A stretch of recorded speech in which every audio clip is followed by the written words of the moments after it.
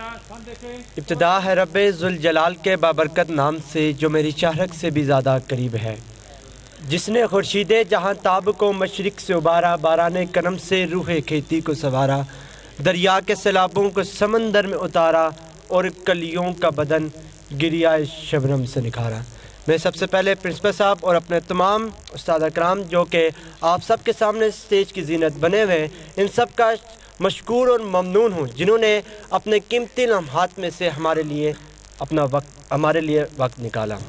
جیسا کہ آپ کو یہ معلوم ہے، آج کی یہ خوبصورت تقریب جو کہ انعقاد پذیر ہے بسلسلہ 5 فروری یوم یکجہتی کشمیر کے لیے آپ سب کے سامنے انعقاد پذیر ہے۔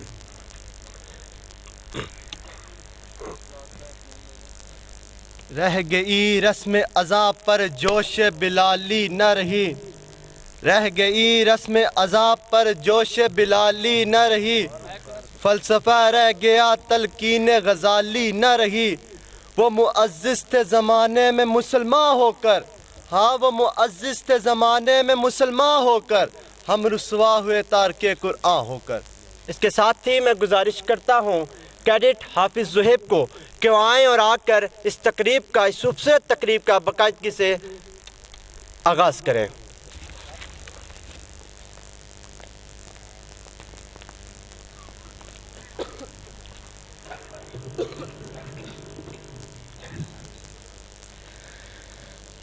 اعوذ باللہ من الشیطان الرجیم، بسم اللہ الرحمن الرحیم۔ الرحمن علم القرآن، خلق الإنسان، علمه البيان۔ الشمس والقمر بحسبان،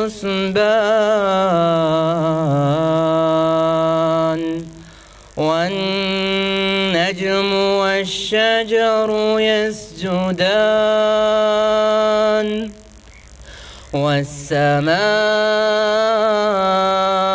رفعها ووضع الميزان، ألا تطغوا في الميزان، وأقيموا الوزن بالقسط ولا تخسروا الميزان، والأرض وضعها للأنام، فيها فاكهة والنخل ذات الأكمام، والحب ذو العصف والريحان، فبأي آلاء ربكما تكذبان؟ صدق اللہ العظیم۔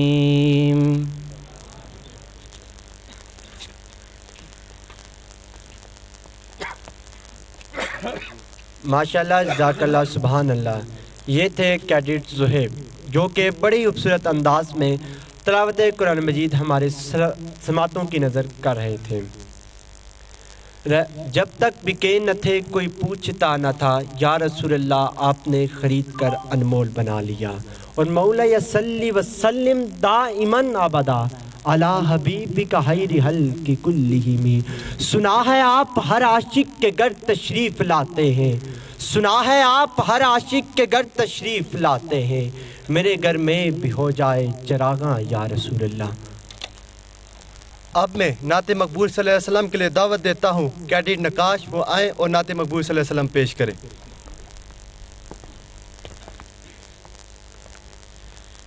صلی اللہ علیہ یا یا رسول اللہ وسلم علیکہ یا حبیب اللہ. ان کا منگتا ہوں جو منگتا نہیں ہونے دیتے. ان کا منگتا ہوں جو منگتا نہیں ہونے دیتے. میرے آقا مجھے رسوا نہیں ہونے دیتے. ان کا منگتا میرے ہر عیب کی کرتے ہیں وہ پردہ پوشی. میرے ہر عیب کی کرتے ہیں وہ پردہ پوشی. میرے جرموں کو تماشا نہیں ہونے دیتے. ان کا منگتا ہوں جو منگتا نہیں ہونے دیتے. اپنے منگتوں کی وہ فہرست میں رکھتے ہیں مجھے. اپنے منگتوں کی وہ فہرست میں رکھتے ہیں مجھے. مجھ کو محتاج کسی کا نہیں ہونے دیتے. ان کا منگتا ہوں جو منگتا نہیں ہونے دیتے.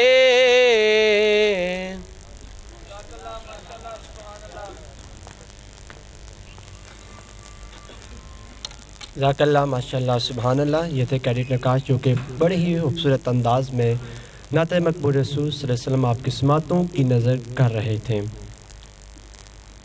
معزز سامعین، کشمیر جسے جنت کی وادی کہتے ہیں، سنا ہے اس دیس کی مٹی بڑی زرخیز ہے، جو ایسے نوجوان تو پیدا کر دیتی ہے، جو ایسے نوجوان تو پیدا کر دیتی ہے جو جان تو دے دیتے ہیں مگر زبان سے شکوہ تک نہیں کرتے. کچھ ایسے ہی داستان بیان کرنے کے لیے میں گزارش کرتا ہوں عسکری کیڈٹ کالج کے پرنسپل محمد فہیم صاحب کو کہ آئیں اور آ کر اپنے خیالات کا اظہار کریں.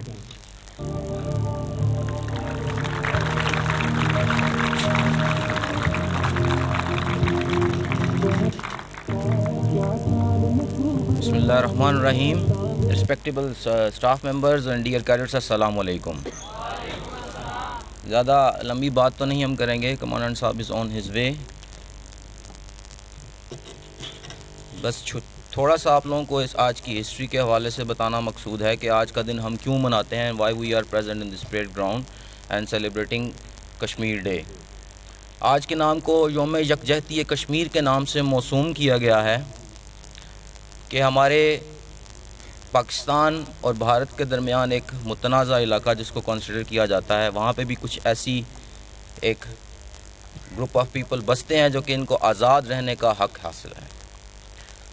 جو بھی انسان اس دنیا میں پیدا ہوا ہے، اللہ تعالیٰ نے انسانوں کی فطرت کو آزادی کی بنیاد پر پیدا کیا ہے، اور ہر انسان کا ایک بنیادی حق ہے کہ وہ آزاد فضا میں سانس لے اور وہ اپنی مرضی سے زندگی گزارے. ہمیں آزادی کا جو حق حاصل ہے ہر انسان کو بنیادی طور پر، وہ اس خطۂ زمین کے لوگوں کو اس سے محروم کر دیا گیا، اور جب پارٹیشن ہوئی تو اس کے بعد بھی اس کو ایک متنازع علاقہ کنسیڈر کر دیا گیا، اور بڑی مشکل سے لوگوں کو جو ہے نا وہ صرف اس بات کو تسلیم کیا گیا کہ یہ ایک متنازع علاقہ ہے. اب چونکہ اس کی جو جغرافیائی سارا نقطہ نظر کے حوالے سے ہم اس کو دیکھیں تو دو ملکوں کے درمیان 3 جنگوں کا باعث بھی بنا، اور اس کے اوپر ڈیٹیل سے بات کرنے کے لیے سر آپ کو اس کو بریف کریں گے۔ یہاں پہ آپ کو بلا کے صرف ہمیں قومی سطح پر ہمیں اس لیے اس کو ہائی لائٹ کرنا ضروری ہے کہ ہمیں پتہ ہونا چاہیے کہ ہمارے کچھ مسلمان بہن اور بھائی کس حالات سے گزر رہے ہیں، ان کو حق آزادی رائے دیا جانا چاہیے، اور یہ ان کا بنیادی انسانی حق ہے کہ ان کو آزادی حاصل ہو۔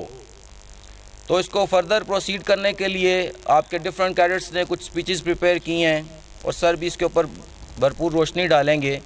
تو میں اپنی بات کو اسی شعر کے ساتھ ختم کرنا چاہوں گا کہ خونے جگر دے کے نکھاریں گے رخ برگ گلاب، خونے جگر دے کے نکھاریں گے رخ برگ گلاب، ہم نے گلشن کے تحفظ کی قسم کھائی ہے۔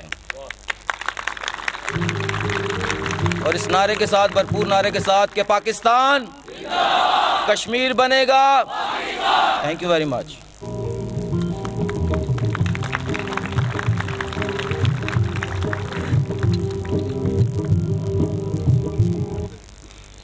بہت شکریہ پرنسپل فہیم صاحب جو کہ اپنے ہی خیالات کا اظہار کر رہے تھے۔ اس کے بعد میں commandant S P cadet college Anwar Kumar Bela صاحب کا شکر گزار ہوں کہ انہوں نے اپنے لمحات میں سے ایک قیمتی وقت نکالا اور آج کی اس تقریب میں شامل ہوئے۔ سامعین، کشمیر کشمیر کشمیر، خوبصورت وادی کہ اگر ذکر کیا جائے تو کشمیر کشمیر کشمیر، ظلم کی داستان کو اگر ظلم کی داستان کا ذکر کیا جائے تو کشمیر کشمیر کشمیر، پاکستان کی شہرت کا اگر ذکر کیا جائے تو کشمیر کشمیر کشمیر کشمیر کشمیر کشمیر۔ آخر میں بس یہی ایک نعرہ جو کشمیر کی معصوم عوام بھی لگاتی ہے، جو کشمیر کی معصوم عوام کی دلوں پہ گونجتا ہے کہ کشمیر بنے گا پاکستان، کشمیر بنے گا پاکستان۔ اور اسی کشمیر کے حوالے سے کشمیر کے بارے میں اپنے خیالات کا اظہار کرنے کے لیے صلاح الدین ایوبی ہاؤس کی طرف سے میں ملتمس ہوں کیڈٹ شہریار کو کہ آئیں اور آ کر اپنے خیالات کا اظہار کریں۔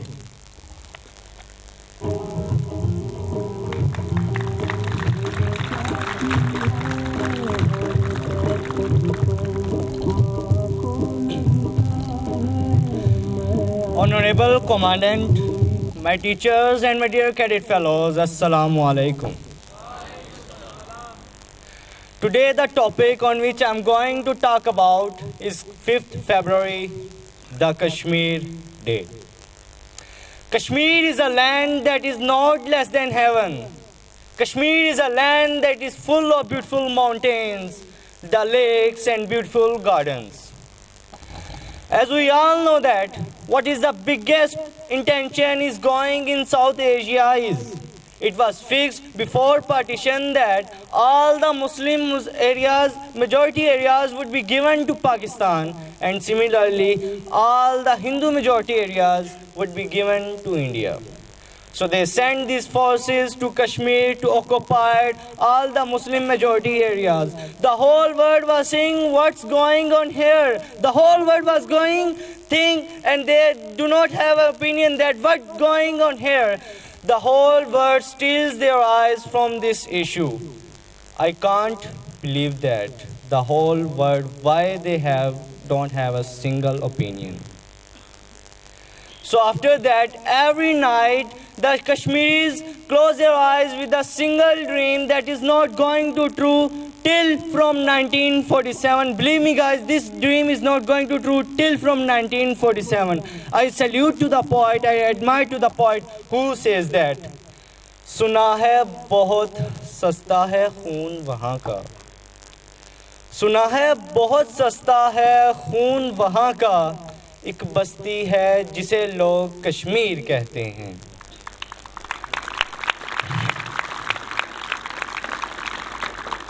So just after the partition, when the Pakistan acknowledged the thinking of India, they appealed this matter in front of United Nations.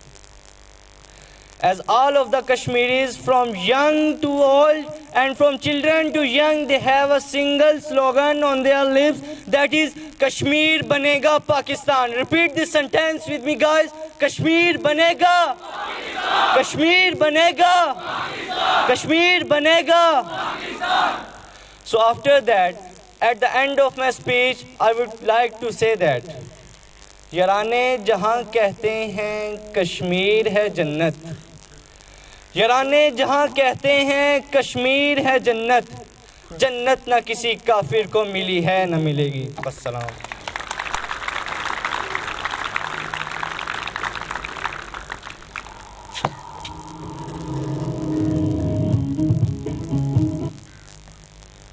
وعدہ جنت کا مسلمانوں سے کر کے، وعدہ جنت کا مسلمانوں سے کر کے، پھر وطن کی جنت کیوں دے کفار کے ہاتھوں میں. ہاں یارانے جہاں کہتے ہیں کشمیر ہے جنت، ہاں یارانے جہاں کہتے ہیں کشمیر ہے جنت، کشمیر ایک جنت، کشمیر ایک جنت، کشمیر ایک جنت، اور جنت نہ کسی کافر کو ملی نہ ملے گی. اب میں تقریر اردو سپیچ کے لیے دعوت دیتا ہوں عمر مصطفیٰ کو، وہ آئیں اور اپنے خیالات کا اظہار کریں.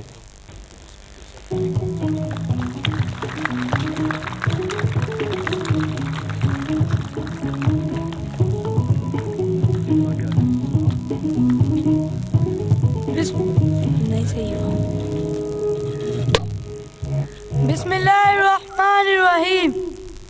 محترم کمانڈنٹ صاحب، پرنسپل صاحب اور قابل احترام اساتذہ، السلام علیکم. میری آج کی تقریر کا عنوان ہے مسئلہ کشمیر. سنا ہے بہت سستا ہے خون وہاں کا، سنا ہے بہت سستا ہے خون وہاں کا، ایک بستی ہے جسے لوگ کشمیر کہتے ہیں. آزادی ہر فرد اور قوم کا پیدائشی حق ہے. اللہ تعالیٰ نے انسان کی فطرت میں آزادی کو ودیعت کر دیا ہے. یہ انسان سورج کی شاہوں کو گرفتار کر سکتا ہے، جنگلوں کی گزرگاہوں پر سفر کر سکتا ہے، اور ان ودیعتوں کے عملی اظہار کے لیے اسے ایک آزاد اور پرسکون معاشرہ چاہیے. اس لیے کسی انسان کو یہ حق نہیں کہ وہ دوسرے انسان کو غلامی کی زنجیروں میں قید کر سکے. حضرات گرامی، مسلمان نے بڑے صغیر پر 90 سال تک انگریزوں نے غلامی کی سیاہ رات کے سائے زبردستی منڈلائے رکھے. آخرکار اس بیدار کی عادت نے نفس کی تمام تیلیاں ایک ایک کر توڑ ڈالی اور غلامی کی زنجیروں کو توڑ کر رکھ دیا. اس شاعر کو سلام پیش کرتا ہوں کہ یعقوب کہتا ہے، دشمن کے دستے ظلم سے شمشیریں چھین لو، دشمن کے دستے ظلم سے شمشیریں چھین لو، آؤ کے بڑھ کر کشمیر چھین لیں، آؤ کے بڑھ کے کشمیر چھین لیں. عزیز ساتھیوں، اقوام عالم کے نقشے پہ ایک نظر دہرائیں تو بہت سی قوموں پر جنگ اور غلامی کی آفات پڑی. وہ غلامی کی زنجیروں کو توڑنے کے لیے سینہ سپر ہوئے اور اقوام عالم نے بھی ان کا ساتھ دیا. آخرکار انہیں غلامی سے نجات مل گئی. افغانستان کا مسئلہ بھی حل ہو گیا، لیکن جنت حضیر وادی کشمیر کا کون سا ایسا جرم ہے جس کی سزا وہ ابھی تک کاٹ رہے ہیں؟ اس کی چیخ پکار کیوں انسانی زندگی سے معذور ہے؟ وہ عملی ضمیر جو کتے کی تڑپتی کیفیت دیکھ کر تڑپ جاتا تھا، وہ انسان کے بچوں کو تڑپتے دیکھ کے کیوں نہیں تڑپ رہا؟ ہماری بہنوں کو بے پردہ کیا جا رہا ہے، ہمارے بھائیوں کا قتل و غارت کیا جا رہا ہے. 9 لاکھ بھارتی فوجی کشمیر میں اتار دیے گئے ہیں ظلم و ستم کے لیے. ہم کیوں آواز نہیں اٹھا رہے؟ دنیا میں امن و امان کے ٹھیکیدار چند بے مقصد اور بے جان قراردادوں کے سوا کیا کر رہے ہیں؟ شاعر نے اس کا جواب کیا خوب دیا ہے.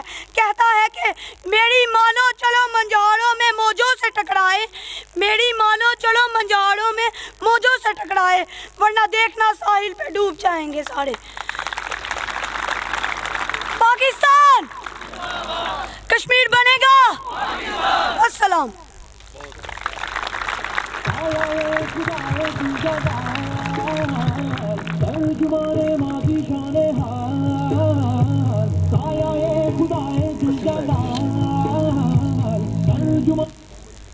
اب میں کیڈٹ قسیم داؤد کو دعوت دیتا ہوں کہ وہ کشمیریوں کی حق میں آواز بلند کرے.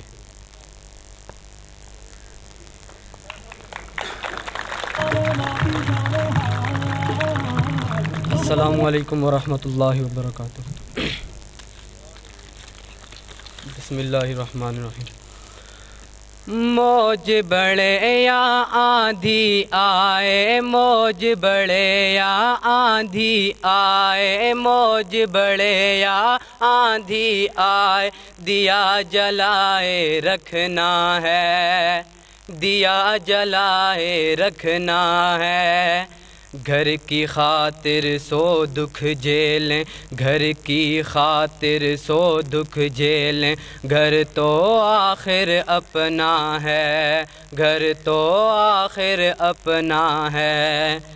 بال بکھیرے اتری برکھا، روپ لٹاتا چاند، بال بکھیرے اتری برکھا، روپ لٹاتا چاند.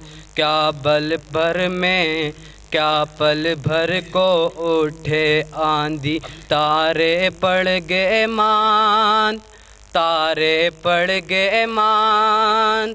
رات گھٹن یا دن ہو بوجھل، رات گھٹن یا دن ہو بوجھل، ہنستے گاتے چلنا ہے. گھر کی خاطر سو دکھ جھیلیں، گھر تو آخر اپنا ہے، گھر تو آخر اپنا ہے. نہروں لہروں اترا سورج، بستی بستی روپ، نہروں لہروں اترا سورج، بستی بستی روپ. جاگ اٹھے تیرے موتی مونگے، ناچ رہی کیا دھوپ، ناچ رہی کیا دھوپ. ناؤ بڑھا پتوار اٹھا، ناؤ بڑھا پتوار اٹھا، پھر سات سمندر مدنا ہے. گھر کی خاطر سو دکھ جھیلیں، آخر گھر تو اپنا ہے. موج بڑھے، موج بڑھے یا آندھی آئے، دیا جلائے رکھنا ہے. گھر کی خاطر سو دکھ جھیلیں، آخر گھر تو اپنا ہے، آخر گھر تو اپنا ہے. والسلام.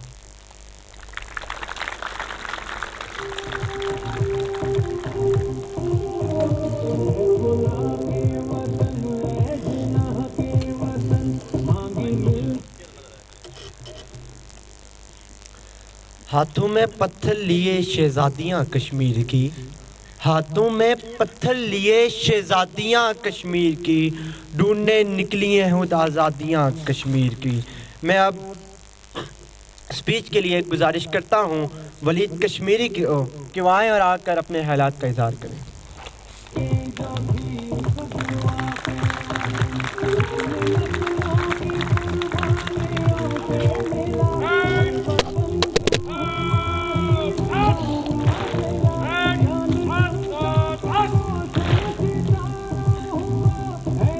نحمدہ ونصلی علی رسولہ الکریم، اما بعد فاعوذ باللہ من الشیطان الرجیم، بسم اللہ الرحمن الرحیم. محترم کمانڈر صاحب، اساتذہ کرام اور میرے ہم مکتب ساتھیوں، السلام علیکم. جناب عالی، آج میرا موضوع سخن کشمیر کا حل صرف جہاد ہے. آج میرا موضوع کشمیر میں ہونے والے انسانی حقوق کی پامالی ہے. جناب صدر، ایک آگ اٹھتی ہے اور کہکہوں میں دفن ہو جاتی ہے، کہ ایک آگ اٹھتی ہے اور کہکہوں میں دفن ہو جاتی ہے. میرا آج کا موضوع اس آگ کے نام ہے. کچھ آنسو ٹپکتے ہیں اور زمیں بوس ہو جاتے ہیں، کچھ آنسو ٹپکتے ہیں اور زمیں بوس ہو جاتے ہیں. میرا آج کا موضوع ان آنسوؤں کے نام ہے. 1947 میں جب پاکستان کی آزادی کا سورج طلوع ہوا، ادھر پاکستان بھر میں آزادی کا جشن منایا گیا، وہاں کشمیر میں بھی جشن منایا جا رہا تھا کہ اتنے میں بھارتی سامراج کی کوششیں رنگ لائیں اور انہوں نے کشمیر پر قبضہ کر لیا. اور آج 74 سال گزر جانے کے بعد بھی بھارتی افواج نے قبضہ کر رکھا ہے، اور اس کی وجہ ہماری حکومت کی نالائکی ہے. ایک شعر آپ کے گوشے گزار کرنا چاہتا ہوں. ہو اگر قوت فرعون کی در پردہ مرید، کہ اگر قوت فرعون کی درپردہ مرید، لعنت ہے وہ قوم کے حق میں کلیم اللہ بھی۔ اس شعر کی تفصیل کرنے کی کوئی ضرورت تو نہیں، صرف لعنت کا لفظ ہی کافی ہے۔ اقبال کہتا ہے کہ اس قدم کے حق میں کلیم اللہ بھی کافی ہے۔ وہ نمازیں، وہ روزے کسی کام کے نہیں، اوپر سے دین اور جہاد کا لباس اوڑے اور اندر سے یہودی طاقتوں کے غلام ہیں۔ وہ قوم جس کی غیرت مر گئی ہو، وہ قوم جو مقبوضہ کشمیر میں نہیں جا سکتی، وہ عیاش فیاش بندوں کی کوئی جگہ نہیں۔ ایک شعر آپ کے گوشے گزار کرتا چلوں کہ کشمیر میں قلب سوز نہیں، کشمیر میں سوز نہیں، روح میں احساس نہیں، کچھ بھی پیغام محبت کا تمہیں پاس نہیں۔ مقبوضہ کشمیر میں جانے کے لیے صدیقی چاہیے، عدل فاروقی چاہیے، عثمان غنی کی حیا چاہیے، حیدر کرار کی شجاعت چاہیے اور خالد بن ولید کی تلوار چاہیے۔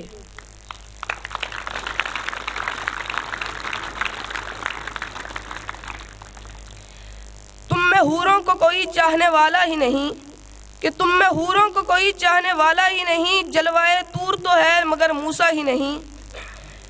صرف جنگ ہی مقبوضہ کشمیر کا حل نہیں جناب ذوالفقار، اگر جنگ کا اعلان کر دیا جائے تو بھارت سیدھا اقوام متحدہ کی طرف بھاگے گا کہ ہمارے اوپر ظلم ہو رہے ہیں، لیکن اقوام متحدہ بھی یہ بات جانتی ہے کہ ملکوں کے درمیان بارڈر ہوتے ہیں، کنٹرول لائن نہیں۔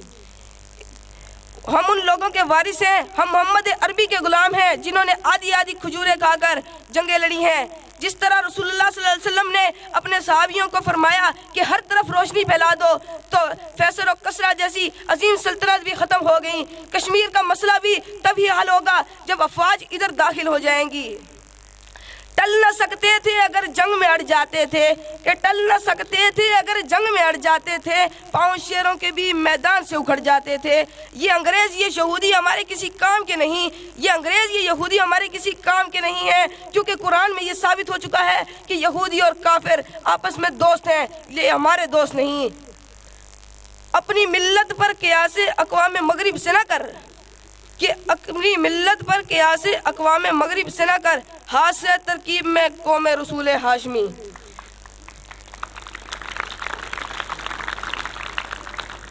میں اپنی تقریر کا اہتمام ان باتوں سے کرنا چاہتا ہوں کہ کشمیر کا حل صرف جہاد ہے اور کشمیر کا حل صرف جہاد ہے۔ والسلام۔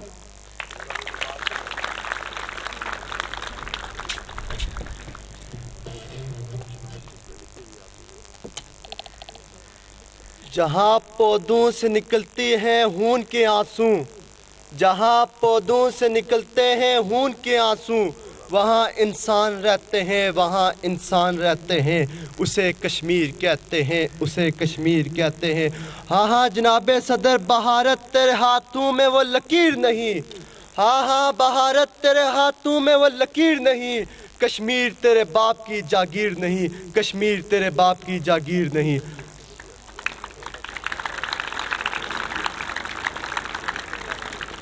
اب میں اردو سپیچ کے لیے محمد عمیر ساجد کو دعوت دیتا ہوں کہ وہ آئیں اور کشمیر کے حق میں آواز بند کریں۔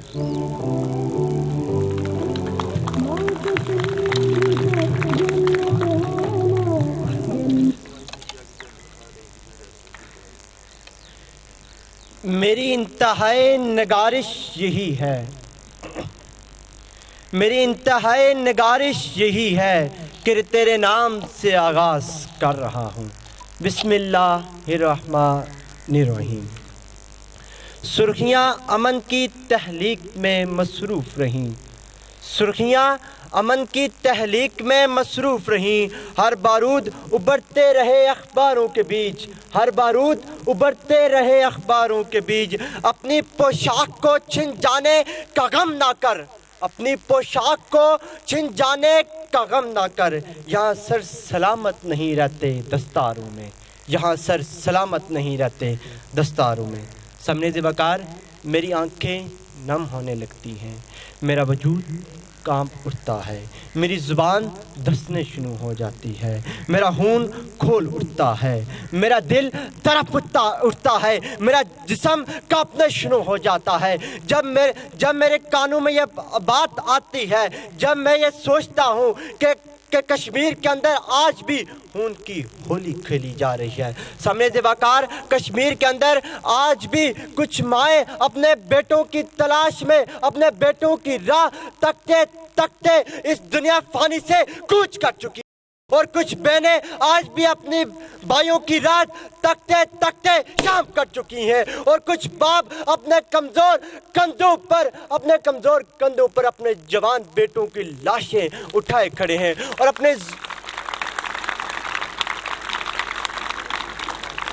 اور اپنی زبان سے یہ کہتے ہیں، ہاتھ میں پتھر لیے شہزادیاں کشمیر کی، ہاتھ میں پتھر لیے شہزادیاں کشمیر کی،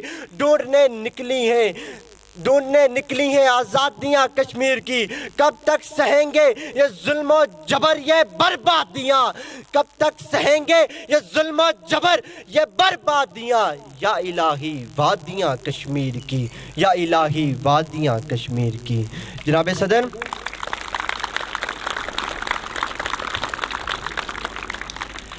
صدر، ایک جملہ آپ کے اور میرے سماعتوں کی نظر ہوتا ہے، بالخصوص میرے سماعتوں کی نظر ہوتا ہے کہ انسان نے ترقی کر لی ہے، انسان ترقی کر چکا ہے. جناب والا کتنی ترقی کر چکا ہے کہ انسان نے مٹی سے ایٹم کو بنا دیا، انسان نے مصنوعی سورج کو ایجاد کر دیا. لیکن سامنے وقار، انسان نے مصنوعی سورج کو ایجاد کر دیا. میں یہ مانتا ہوں کہ انسان نے ترقی کر دی ہے. میں جب یہ گمان کرتا ہوں کہ انسان نے ترقی کر دیا ہے تو میں گمنڈ میں آ جاتا ہوں. لیکن جب میں معصوم کشمیریوں پر نظر ڈالتا ہوں تو میں سوچتا ہوں، میرا دماغ یہ سوال کہہ دیتا ہے مجھ سے کہ کیا واقعی انسان نے ترقی کر لی ہے؟ ہاں سامعین وقار، کشمیر کے اندر آج بھی مائیں اپنے بیٹوں کی تلاش میں کھڑی ہیں. لیکن سامعین وقار، آپ کو معلوم ہے کہ انسان ترقی کر چکا ہے. آج بھی بہنیں اپنے بھائیوں کی تلاش میں ہیں. انسان ترقی کر چکا ہے. آج بھی باپ اپنے بیٹوں کی لاشیں کندھے پہ اٹھائے کھڑا ہے. سامعین وقار، انسان ترقی کر چکا ہے. اور سامعین وقار، ہاں سامعین وقار، انسان ترقی کر چکا ہے. سامعین وقار، اگر انسان نے ترقی کی ہے تو کشمیر کے اندر ظلم و ستم کے نئے جدید طریقے ایجاد کر دی ہیں. سامعین وقار، اقوام متحدہ کو ان معصوم کلیوں کی آوازیں کیوں نہیں سنائی دیتی جو چیخ کر یہ کہتی ہے کہ آج پھر لہو ہے وادی کشمیر کی، آج پھر لہو ہے وادی کشمیر کی. اس پر نظر کیوں نہیں پڑتی کسی کاتب تقدیر کی؟ آج پھر لہو ہے وادی کشمیر کی. اور گر رہی ہے لاشیں ایک گوہر نایاب کی، گر رہی ہے لاشیں ایک گوہر نایاب کی. ظلم کی داستان سناتی ہے ہر ایک میت شہید کی. جناب صدر،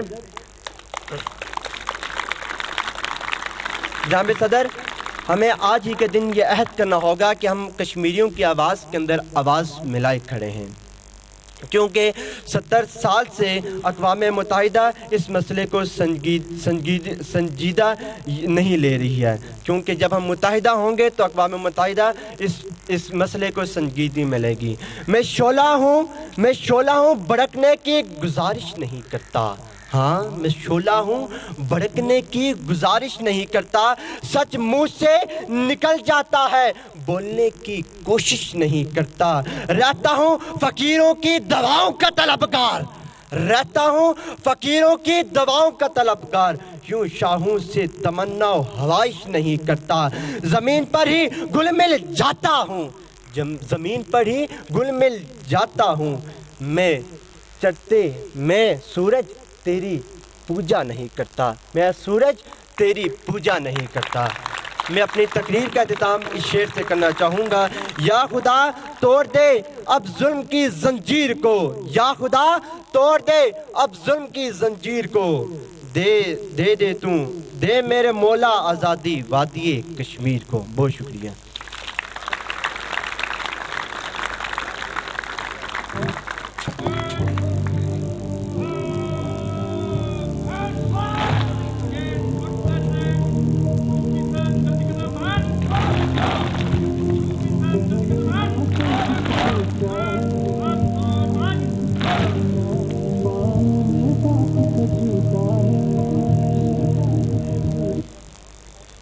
ابن آدم کٹ رہا ہے، ابن آدم کٹ رہا، اے خدا دیکھ تو صحیح تیری جنت جل رہی ہے۔ ہاں نازل کر اب عیسیٰ کو، اب بیچ خدا یا مہدی کو، دیکھ دجال آزاد ہوئے اور پھولوں کا کیا حال ہوا۔ اب میں دعوت دیتا ہوں گلتاج کو، وہ آئیں اور اپنے خیالات کا اظہار کریں۔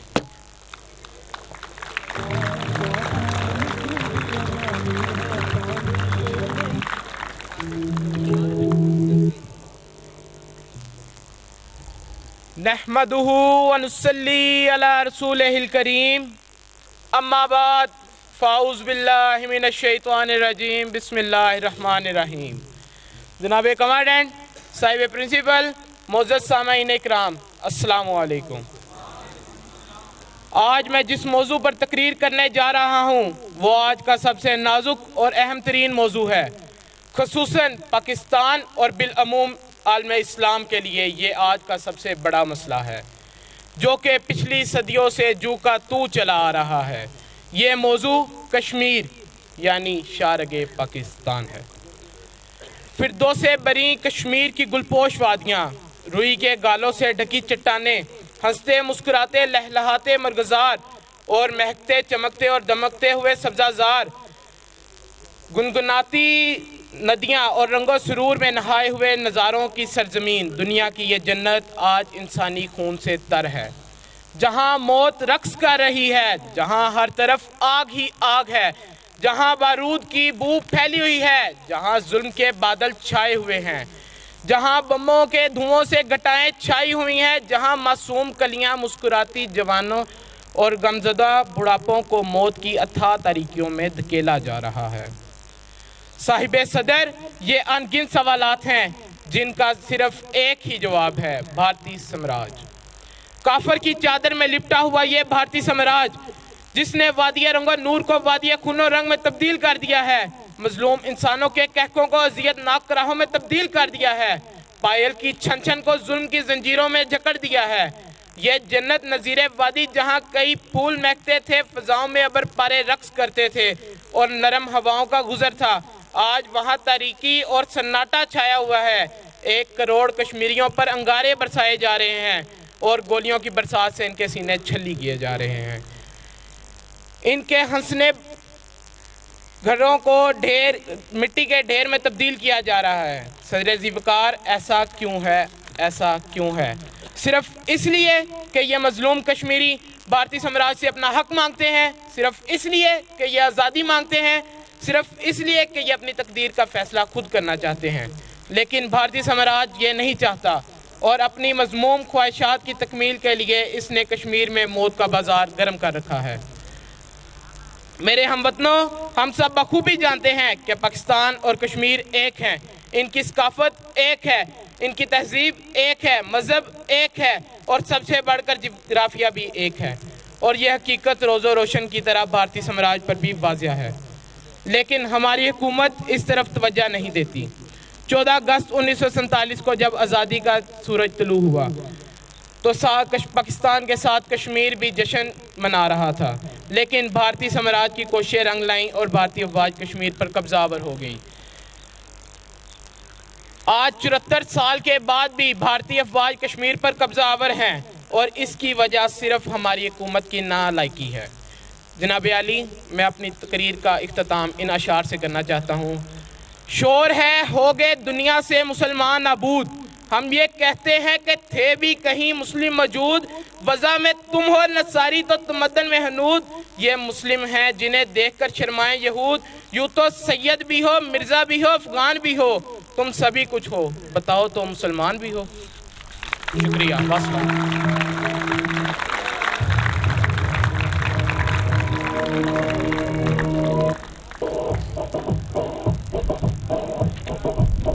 اس نے لکیریں کھینچ رہا تھا سادے سے کاغذ پر، اس نے لکیریں کھینچ رہا تھا سادہ سے کاغذ پر، آزادی کا لفظ لکھا کشمیر کی شکل بنا دی۔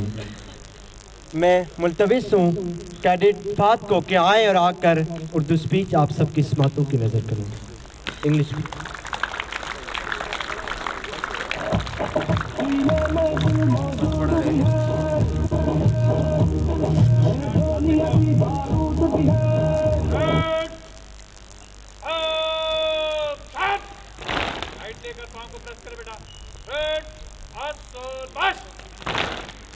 Honorable Commandant, my respected principal, loving teachers, and all of my fellows, Assalamu alaikum.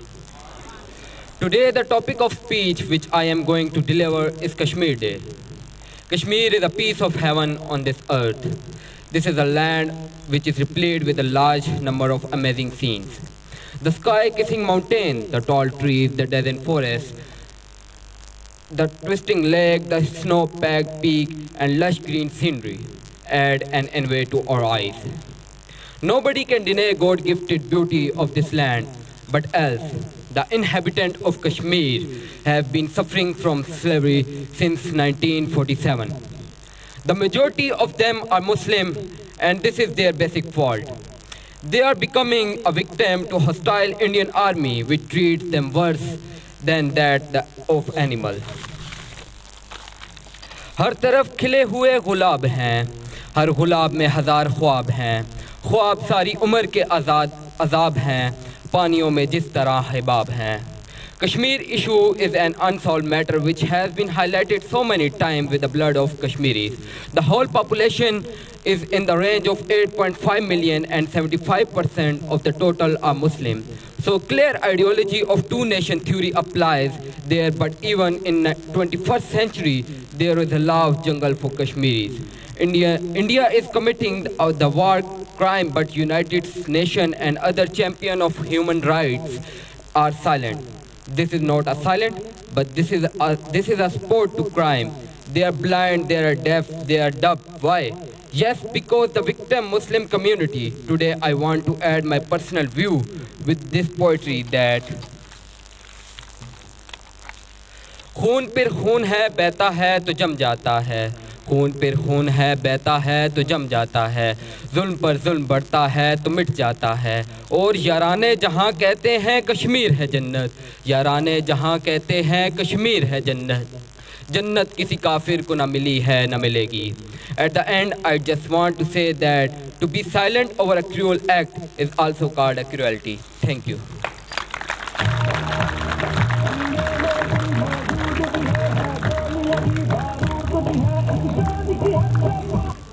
अब बिला ताख़ीर मैं गुजारिश करता हूँ कैदी ज़हूर को कि आएँ और आकर मिली नगमा आप सबकी समातों की नज़र करें.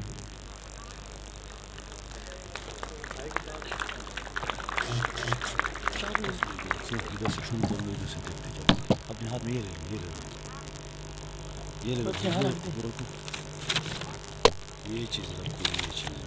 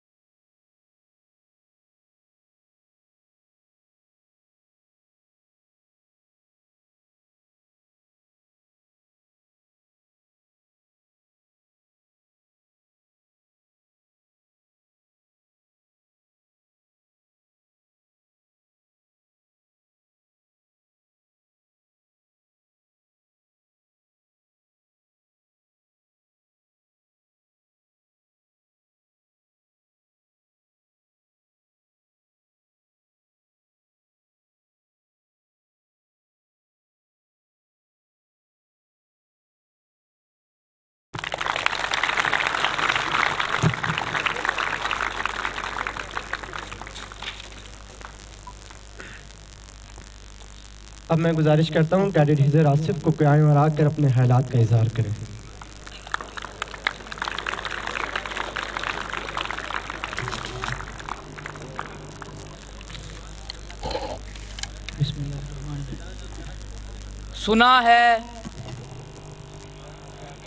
سنا ہے بہت سستا ہے خون وہاں کا. سنا ہے بہت سستا ہے خون وہاں کا. ایک بستی ہے جسے لوگ کشمیر کہتے ہیں. میرے نہایت معزز کمانڈنٹ صاحب، پرنسپل، اساتذہ کرام اور میرے دوستو، السلام علیکم. مجھے آج جس موضوع پر لب کشائی کرنے کا موقع ملا ہے وہ موضوع ہے مسئلہ کشمیر، یعنی شہرگ پاکستان. پھر دو سے بڑی کشمیر کی گل پوش وادیاں، روئی کے گالوں سے ڈھکی بڑے چٹانیں، ہنستے مسکراتے ہوئے مرغزار اور مہکتے چہکتے اور دمکتے ہوئے سبزہ، ساز بجاتی اور گیت گنگناتی ہوئی ندیاں، یہ دنیا کی جنت جسے لوگ آج کشمیر کہتے ہیں. یہ جہاں آج انسان کا خون بہایا جا رہا ہے، جہاں موت ہر وقت ہر جگہ پھر رہی ہے، جہاں غم کے بادل چھائے ہوئے ہیں، جہاں بموں کے دھوؤں سے گٹائیں چھائی ہوئی ہیں، جہاں معصوم کلیوں، مسکراتی جوانیوں، غمزدہ بڑھاپوں کی موت کی اتھاک تاریکیوں میں دھکیلا جا رہا ہے. ایسا کیوں ہو رہا ہے؟ اس وادی میں یہ موت کا ایسا کھیل کیوں کھیلا جا رہا ہے؟ جناب صدر، ان سب سوالوں کا جواب صرف ایک ہے اور وہ ہے بھارتی سامراج. وہاں ظلم و ستم کی یہ انتہا اتنی کیوں بڑھ رہی ہے؟ صرف اس وجہ سے کہ ان لوگوں نے اپنا ان سے حق مانگا ہے، ان لوگوں سے اپنی آزادی مانگی ہے. میرے ہم وطن ساتھیوں، ہم یہ سب بات اچھی طرح جانتے ہیں کہ کشمیر اور پاکستان سب ایک ہے. ان کی ثقافت اور تمدن یکساں ہے، ان کا مذہب ہم سے ایک ہے اور سب سے بڑھ کر ان کا جغرافیہ ایک ہے. دوستو، ہم کشمیر کا مطالبہ کیوں کرتے ہیں جبکہ ہم جانتے ہیں کہ یہ کلیوں اور پھولوں کی یہ حسین وادی جب تاریخ کے صفحات پر ابھری تو ہم نے بادشاہ اور زین العابدین جیسے مسلمان سلاطین کے زیر سایہ سلطنت دیکھی. وہ نیک اور خدا ترس انسان تھے جنہوں نے کشمیر کے فرزندوں کو زندگی اور اسلام کی زندہ اقدار سے روشناس کروایا. برطانوی سامراج دنیا کی ذلیل ترین سامراج ہے، جس نے دنیا کا گھٹیا ترین سودا کیا، جس نے لاکھوں کشمیر کے فرزندانوں کو ڈوگروں کے ہاتھوں بھیڑ بکریوں کی طرح فروخت کر دیا. جب مسلمانوں کے ہاتھوں برطانوی سامراج کو شکست ہوئی تو اپنے وطن کو چھوڑ جانے پر مجبور ہو گیا. لیکن وہ دن بھی جب دور نہیں جب مسلمانوں کے ہاتھوں بھارتی سامراج کو بھی شکست ہوگی اور وہ بھی اپنا وطن چھوڑ جانے پر مجبور ہو جائے گا.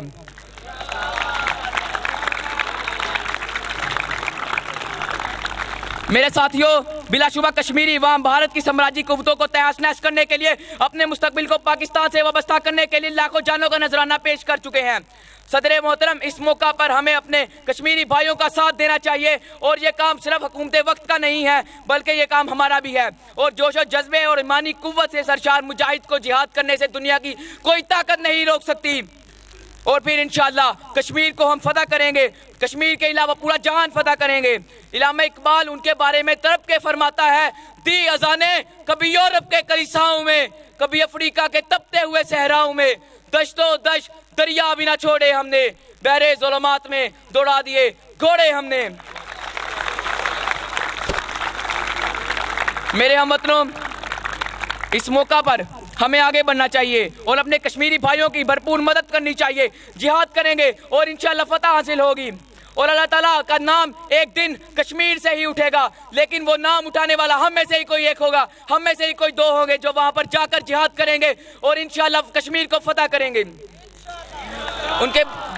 ان کو خراج پیش کرتے ہوئے اقبال فرماتا ہے، یہ غازی یہ تیرے پراسرار بندے جنہیں تو نے بخشا ہے ذوق خدائی، تو نیم ان کی ٹھوکر سے صحرا و دریا، سمٹ کر پہاڑ ان کی ہیبت سے رائی، دو عالم سے کرتی ہے بیگانہ دل کو عجب چیز ہے لذت آشنائی.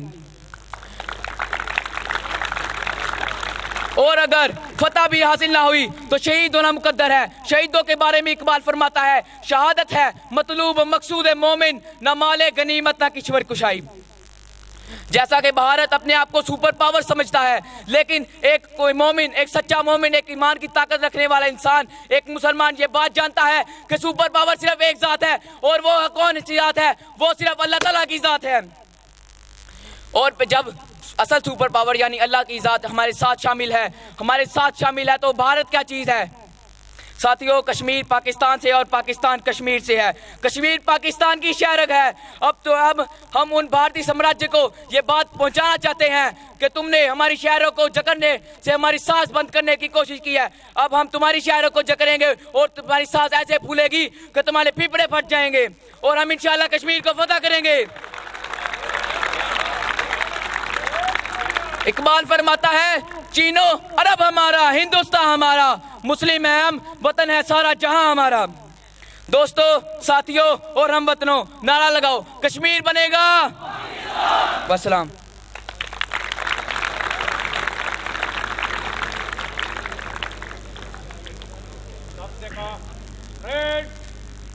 देकर पांव को प्रेस करना है।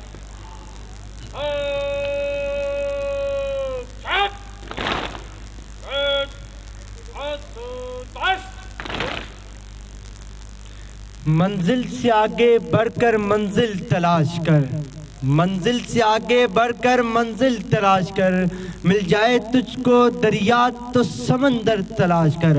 हर शीशा टूट जाता है पत्थर की चोट से, हर शीशा टूट जाता है पत्थर की चोट से, पत्थर ही टूट जाए वो आईने कर। इसके साथ ही मैं गुजारिश करता हूँ, इसके साथ ही मैं गुजारिश करता हूँ अस्करी कैडेट कॉलेज के commandant wing commander Anwar Kumar बेला साहब को कि आए और आकर अपने ख्यालात का इजहार करें।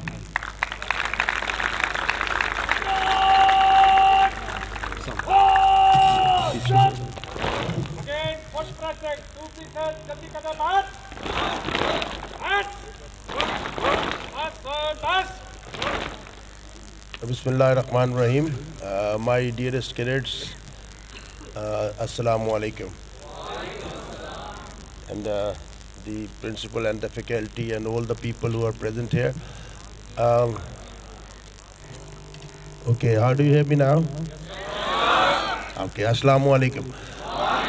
अभी पहले तो बात यह है कि अपने जो पाँव के अंदर उंगलियां हैं उनको मूव करते रहो। तुम लोगों का ये खड़े होने का भी एक टेस्ट है और ये भी आपकी तरबियत का हिस्सा ही है कि आपको देर तक कैसे खड़े होना है, अपने आप को कैसे मैनेज करना है। मैं देख रहा हूँ कि बच्चे गिर रहे हैं, तो पहले तो इसको आप मूव करते रहे। शायद आप लोगों से पहले भी एक दफ़ा जिक्र हुआ था, when I was a cadet, तो हमारी पासिंग आउट 22 जून को हुई थी।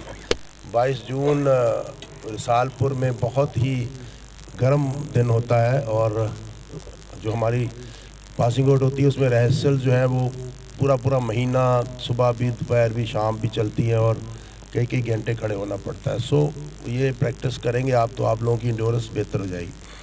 आज 3 हवालों से मैं बात करूंगा। एक तो ये कि आप लोग आए और यहाँ आपने स्पीचेस की हैं, तो मैं बार बार कहता हूँ जब भी इस तरह का फंक्शन होता है कि जो असातिज़ा इंचार्ज होते हैं या रिस्पॉन्सिबल होते हैं या आपकी जो डिबेटिंग क्लब है फॉर दैट मैटर, उनको चाहिए कि इनको ऑर्गेनाइज़ करें, इनको लिख कर दे प्रॉपर स्क्रिप्ट। पहले तो मैं बच्चों को अप्रिशिएट करता हूँ जो आए और यहाँ बोले आके कि ये करेज है और ये उनकी जो इनिशिएटिव है और वो जो आपके साथ बात करने की उनकी जो कम्युनिकेशन स्किल्स में कोई ज़रूरत है उनके यहाँ तरबियत में, उसको वो बुरुकार लाते हुए आपके सामने आए और उन्होंने जो कुछ भी उनसे हो सका वो बोले तो सही। मगर ये बोलना वक्त के साथ इम्प्रूव होना चाहिए। ये बोलना जो है वो आपकी जो पीरियड्स होते हैं कम्युनिकेशन के, वो आपके जो साज़ा आपको लिख कर देते हैं उसके हिसाब से होना चाहिए। आपके स्क्रिप्ट में बहुत ही खौफनाक किस्म की गलतियां हैं, आपके शेर जो हैं उनमें गलतियां हैं, आपका सीक्वेंस जो है वो ठीक नहीं है, आपकी जो स्पीच है वो एक फॉलो अप उसका करेक्ट नहीं है, आप एक ही स्पीच में कॉन्फ्लिक्टिंग आइडियाज़ पेश कर रहे हैं। तो ये चीज़ें हमें करनी चाहिए। ये तो बात हुई टेक्निकली एक स्टूडेंट को जब वो आके बात करता है तो उसका जो स्क्रिप्ट है उसके ऊपर। तो मैं अब जो उर्दू और इंग्लिश के हमारे इंचार्ज हैं और प्रिंसिपल, इनको मैंने अब भी डायरेक्ट किया है कि मंगल को ट्यूसडे की जो प्रेप होगी उसमें हमारी ये दोबारा स्पीचेस होंगी, उसमें आई विल बी देयर। आप लोग बैठेंगे, बैठ के हम कोशिश करेंगे कि हम इस स्किल को बेहतर कर सकें। ویسے تو ہم لوگ ابھی آئلس جو شروع کیا ہے اس میں کمیونیکیشن کے اوپر بھی بات کروں گا میں. I will regularly talk to the students on communication skills. آپ کو اس میں بہت بہت بہت کام کرنے کی ضرورت ہے. اسپیچ جو ہے یہ ایک آرٹ ہے اور یہ آرٹ آپ کی پوری زندگی میں آپ کو ساتھ لے کے چلنا ہوگا. ضروری نہیں کہ اسٹیج کے اوپر آپ آئیں اور آپ مکے لہرا کے بات کر سکیں تبھی اسپیچ ہوتی ہے. اسپیچ جو ہے وہ اپنے نقطہ نظر کو, اپنے پوائنٹ آف ویو کو دوسرے کی طرف پیش کرنا اس طرح کہ اس کا کوئی ایفیکٹ اس کے اوپر ہو سکے, پازیٹیو ایفیکٹ ہو سکے. اگر آپ سیکوینس میں نہیں ہیں, اگر گفتگو میں اور آپ صرف ایک تھرل کے لیے بات کر رہے ہیں تو وہ بھی اچھی اسپیچ کنسیڈر نہیں ہوتی. پہلی بات تو یہ کہ اس کے اوپر ہمیں کام کرنے کی ضرورت ہے اور اس میں آپ لوگوں کا پارٹ تو اچھا ہے کہ آپ لوگ آتے ہیں, اپنے آپ کو پیش کرتے ہیں, بولتے بھی ہیں, so good on your part. اساتذہ کا پارٹ کی ضرورت ہے کہ وہ بھی آئیں اور اس میں ان کو بہتر سٹف لکھ کر, بہتر مواد لکھ کر دیں تاکہ یہ بات کر سکیں. یہ ہو گیا آپ کی جو اسکل ہے اس کے اوپر بات. اب ہم بات کر لیتے ہیں کشمیر ڈے کے حوالے سے. تو مجھے یہ بھی لگتا ہے کہ آپ لوگ تھک رہے, گر نہ جاؤ کہیں. تو اس میں 2-3 پہلو ہیں جس میں بات آپ سے کرنا چاہوں گا. ایک تو میں نے ان سے کہا ہے کہ پچھلے سال میرے 3 کالم چھپے تھے کشمیر پہ, اس کا پرنٹ نکال کے وہ لگا دیا جائے اور آپ اس کو پڑھ لو تاکہ ایک اوورآل آپ کو نظریہ جو ہے وہ بن جائے کہ اصل میں یہ معاملہ ہوا کیا تھا اور یہ کیا ہوا ہے. تو اس پہ ابھی ہم بات کر لیتے ہیں. بریفلی میں آپ کو جو ریئلسٹک پوائنٹ آف ویو ہے کہ یہ کیا ہوا اور کیا ہونا چاہیے تھا اس پہ بات کر لیتے ہیں. دوسری جو پہلو میں بات کرنا چاہ رہا تھا وہ ہے سپیچز کا. اگر ہم یہ سمجھتے ہیں کہ شعلہ بیانی کے ساتھ اور بڑے بڑے شعروں کے ساتھ اور گفتگو کے ساتھ کوئی علاقہ جیتا جا سکتا ہے, کشمیر لیا جا سکتا ہے, آزادی لی جا سکتی ہے, تو ہم یقین کیجئے کہ ہم آپ محمد رفیع کے گانا سن رہے ہیں آپ یا آپ لتا منگیشکر کا گانا سن رہے ہیں, اس کے علاوہ اس کی کوئی ویلیو نہیں ہے, زیرو ویلیو ہے اس کی. تقریروں سے آج تک دنیا میں کسی بندے نے کوئی ہر چیز حاصل نہیں کی. اس کے لیے دوسری چیزوں کی ضرورت ہوتی ہے جس پر ہم بات ابھی کریں گے. یہ تقریر تو اس عمل کو آگے کرنے کے لیے, اس کو سینٹرلائز کرنے کے لیے, ایک متحدہ عمل کو لائق عمل لانے کے لیے کی جاتی ہے. جیسے ہٹلر نے بہت اچھا اسپیکر تھا, اس نے پوری قوم کو اکٹھا کیا اور پھر ان کو اکٹھا کر کے اس نے ایک بڑے مقصد کے لیے استعمال کرنا شروع کر دیا. اس کی ایمبیشنز اوور ایمبیشنز ہو گئیں اور وہ جو ہے وار ہار گیا. لیکن جس طرح وہ شروع ہوا تھا تو اس کی سپیچز کے پوائنٹ آف ویو سے میں بات کر رہا ہوں. اسی طرح اور بڑے بڑے اسپیکر جو دنیا میں ہوئے ہیں, اگر ان کی سپیچز نے کوئی پازیٹیو امپیکٹ کریٹ کیا ہے تب تو ہم اس کو پازیٹیو کہیں گے, لیکن اگر انہوں نے پازیٹیو امپیکٹ کریٹ نہیں کیا تو وہ ڈسٹرکٹیو ہے, وہ اداکاری ہے, وہ فلم میکنگ ہے, اس کے علاوہ کچھ بھی نہیں ہے. جذباتی باتیں اس دنیا میں ہو رہی. ابھی ہم یہاں بیٹھ کے بات کر رہے ہیں جی کشمیر ہمیں ملنا چاہیے, ہمیں فلاں ملنا چاہیے. میں آپ سے پوچھتا ہوں, آپ کی فیملی میں, آپ کے محلے میں اگر کہیں 2 میاں بیوی میں اختلاف ہو جائے, ان کا اپنا بچہ جو باپ کا بھی ہے اور ماں کا بھی ہے, اور وہ اس پڑھنے میں آ جائے کہ یہ کس کو ملنا چاہیے, تو عدالت فیصلہ کرے گی یہ اس کو ملنا چاہیے جو اس کو پال سکتا ہے, جو اس کو بڑا کر سکتا ہے, جو اس کو تعلیم دے سکتا ہے, جو اس کو مس ہینڈل نہیں کر رہا, جس کے پاس اتنے ذرائع ہیں, جو اتنا سٹرونگ ہے کہ اس کو ہینڈل کر سکے. سگا باپ اور ماں ہے یہ.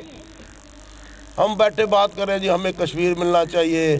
اپنی حالت تو دیکھو یار, تم لوگ کس فیلڈ میں, کس ادارے میں, کس کام میں ہم نے اپنے آپ کو سٹرونگ کیا ہے, کہاں پہ ہم انڈسٹری بنائی ہے, کون سی چیز ہماری دنیا خریدنے پہ مجبور ہے, کتنا پیسہ ہے ہمارے پاس, کتنی سٹرینتھ ہے ہمارے پاس, کہاں سے ہم پالیں گے, کس کو رکھیں گے, کس مقدمے میں جاؤ گے, کہاں لڑو گے. باتیں کرنا بیٹا بہت آسان ہے, یہ کہیں نہیں ہوتا. اگر اسرائیل انہوں نے لیا تو اس وقت 3,500-4,000 اٹامک بم بنا کر وہ بیٹھے ہوئے ہیں اتنے سے ملک میں. دنیا کی پوری پریس اور اکانومی کنٹرول کر کے بیٹھا ہوا یہودی. तुम 52 इस्लामिक कंट्रीज, तुम्हारे पास बहुत पैसा है, तुम समंदर खरीद सकते हो, तुम फलां खर्च, तुमने अल बुर्ज खलीफा highest building of the world बना ली है, तुमने जहाज ले लिए हैं, तुम्हारे नाक में दम किया हुआ है उन्होंने। क्या है? जज्बा जुज्बा तकरीर तकरूर कोई नहीं है, स्ट्रेंथ है। उनके पास पैसा है, उनके पास टेक्नोलॉजी है, उनके पास नॉलेज है।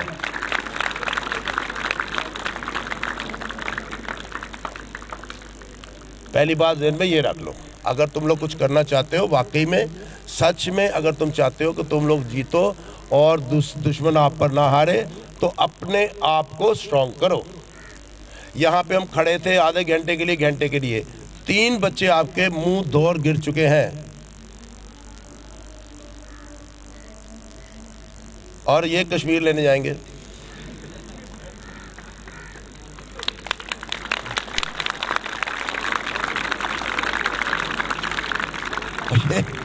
कलर कहार से 2 किलो आलू नहीं ला सकते ये।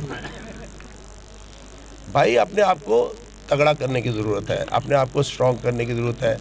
आप यहाँ पे आए हो, माँ बाप ने आपको भेजा है, आपको ज़रूरत है कि आप अपने आप को स्ट्रॉन्ग करो, knowledge wise, personality wise, training wise, physically strong करने की कोशिश करो, ताकि जो टास्क भी तुमको मिले तो उसमें लड़ो, दुनिया में जाओ और जाके अपना नाम बनाओ।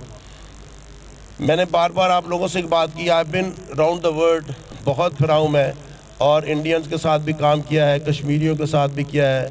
I have been to all the continents. आप समझ लें कि ऑस्ट्रेलिया, अमेरिका, ये सारी जगहों पे मुझे चांस मिला कि मैं लोगों से इंटरेक्ट कर सकूं।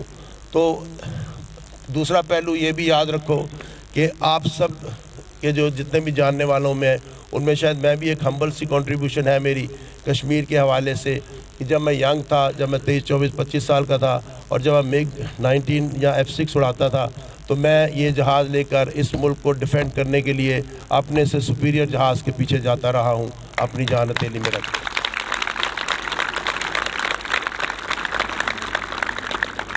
जब इन्होंने कहूटा पे कोहाला पे हमला करने के लिए 84 में इंडिया ने ज्वाइन किया था इजराइल के साथ, और इन्होंने अटैक किए थे हमारे, आपको पता होना चाहिए एज अ पाकिस्तानी कि इराक़ से पहले पाकिस्तान का न्यूक्लियर प्लांट तबाह करने का प्लान था। उस पर 3 अटैम्प्ट्स हुई, एक अटैम्प्ट 84 में हुई, मैं उस वक्त फ्लाइंग अफसर था, उड़ रहा था। हमने सारी रात जहाज़ हवा में रखे, कई दिन तक हवा में रखे, ताकि वो लोग कहूटा ना सकें। और we are the only and we are the only nation in the world, कि जिसको उन्होंने, कमज़ोर नेशन इन द वर्ल्ड कहूँगा, जिसको तबाह करने के लिए अमेरिका, इजराइल सारे मिले कि इनका न्यूक्लियर प्लांट हमने गिराना है, और वो नहीं गिरा सके। we made it and then when they realized कि ये तो बना गए हैं और इन्होंने तो बहुत डिस्पर्स कर दिए हैं बॉम्ब, तो फिर उनको ये कॉल ऑफ करना पड़ा। और अब वो दूसरी तरफ आए हैं कि इनकी हुकूमत करने वाले, इनके जो हुक्मरान हैं उनको ख़रीदा जाए, इनके बिजनेसमैन को ख़रीदा जाए, इनके जो इनका इंफ्रास्ट्रक्चर है उसको वीक किया जाए, ताकि ये जो भी इनके पास बॉम्ब शॉम्ब है या जो भी है, ये इसको इस्तेमाल ना कर पाए, इनको कमज़ोर किया जाए। दुश्मन को कमज़ोर करना जो है वो सबसे अच्छा और सबसे इफ़ेक्टिव हथियार होता है, जो कि हमेशा से लोगों ने इस्तेमाल किया है, और उसको इस्तेमाल करके फिर वो जो मर्ज़ी जज्बातें लगवाते जाए, सूटा लगाएं और अब पाकिस्तान जिंदाबाद और जो मर्ज़ी लगाते जाओ, वो भी खुश तालियाँ बजा रहे हैं, भाई ये भी नाच रहे हैं, but you will get nothing, you will absolutely gate nothing. Okay, अब हम बात कर लेते हैं, कश्मीर की बात कर लेते हैं। तो ये क्योंकि तालीम की बात है, आप लोग तालिब इल्म हो, मैं आपका उस्ताद हूँ, तो मैं आपसे जितनी भी बातें करता हूँ वो एक रिसर्च बेस्ड होती हैं, जज्बाती नहीं होती, ताकि आप लोगों को एक ट्रू पिक्चर पेश हो सके कि असल में क्या है और हुआ क्या था। तो कश्मीर को समझने के लिए सबसे पहले आपको समझना होगा कि सब कॉन्टिनेंट में, पहले तो सब कॉन्टिनेंट का आपको पता हो, बड़े सगीर पाको हिंद को मैं कह रहा हूँ, और इसमें बांग्लादेश और पाकिस्तान, पहले ईस्ट वेस्ट पाकिस्तान होते थे जी, क्या हुआ?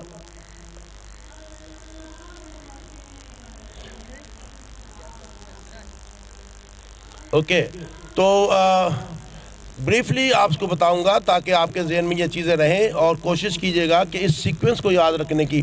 تاریخیں لوگوں کو نہیں یاد رہتی، نام بھی یاد نہیں رہتے، وہ آپ کو پڑھنے پڑتے ہیں، دیکھنے پڑتے ہیں، ورنہ بھول جاتے ہیں آپ۔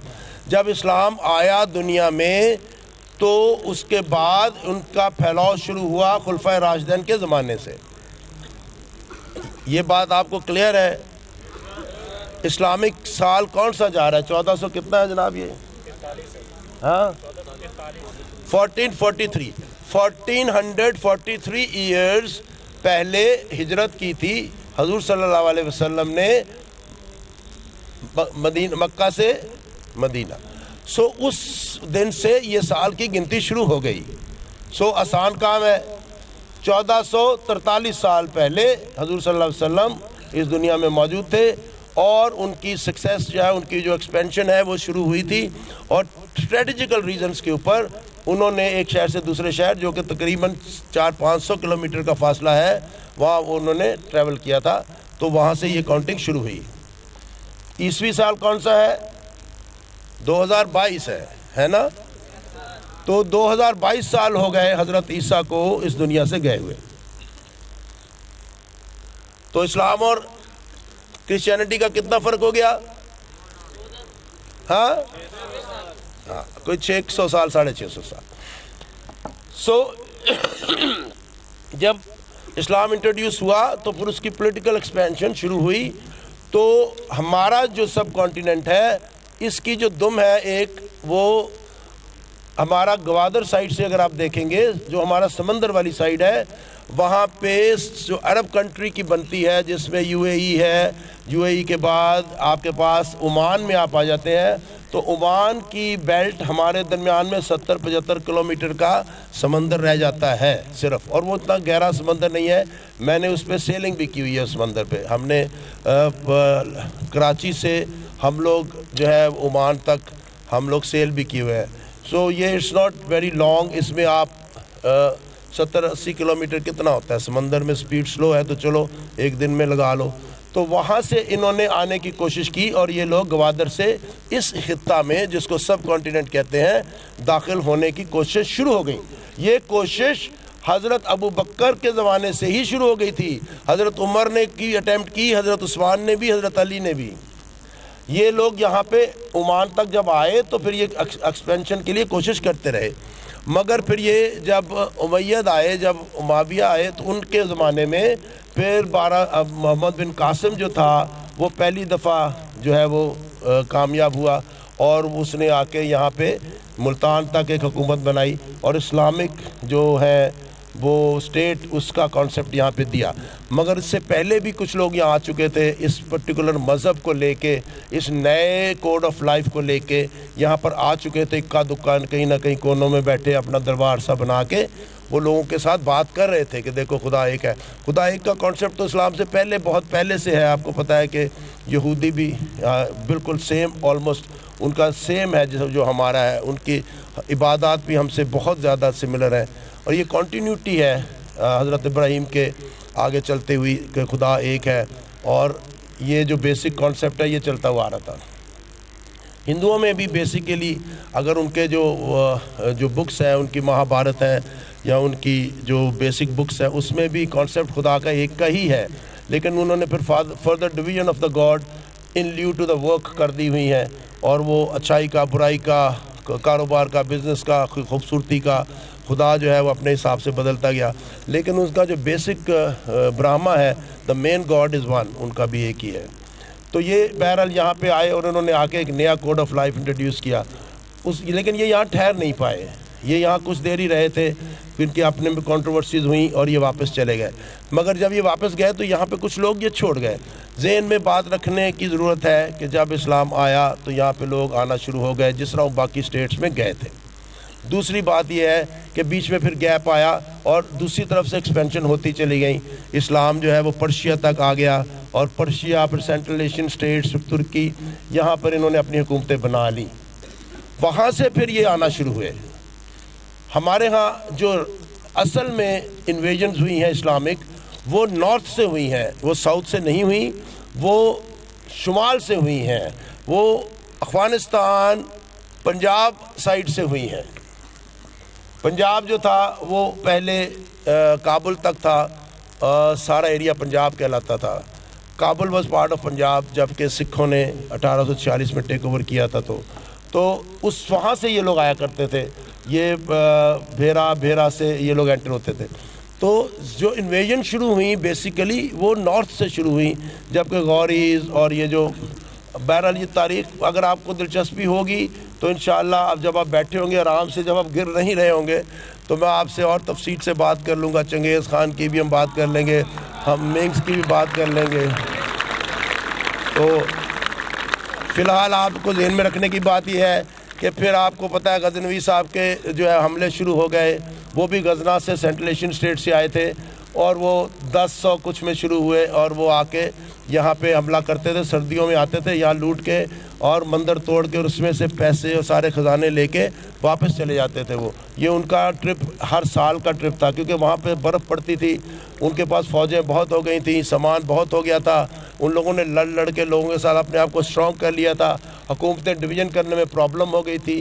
बाप जो है वो बेटे को हुकूमत देता था, बेटे उसके 20-25 होते थे। अब किस बेटे की कब बारी आएगी, तो फिर एक्सपेंशन शुरू हुई।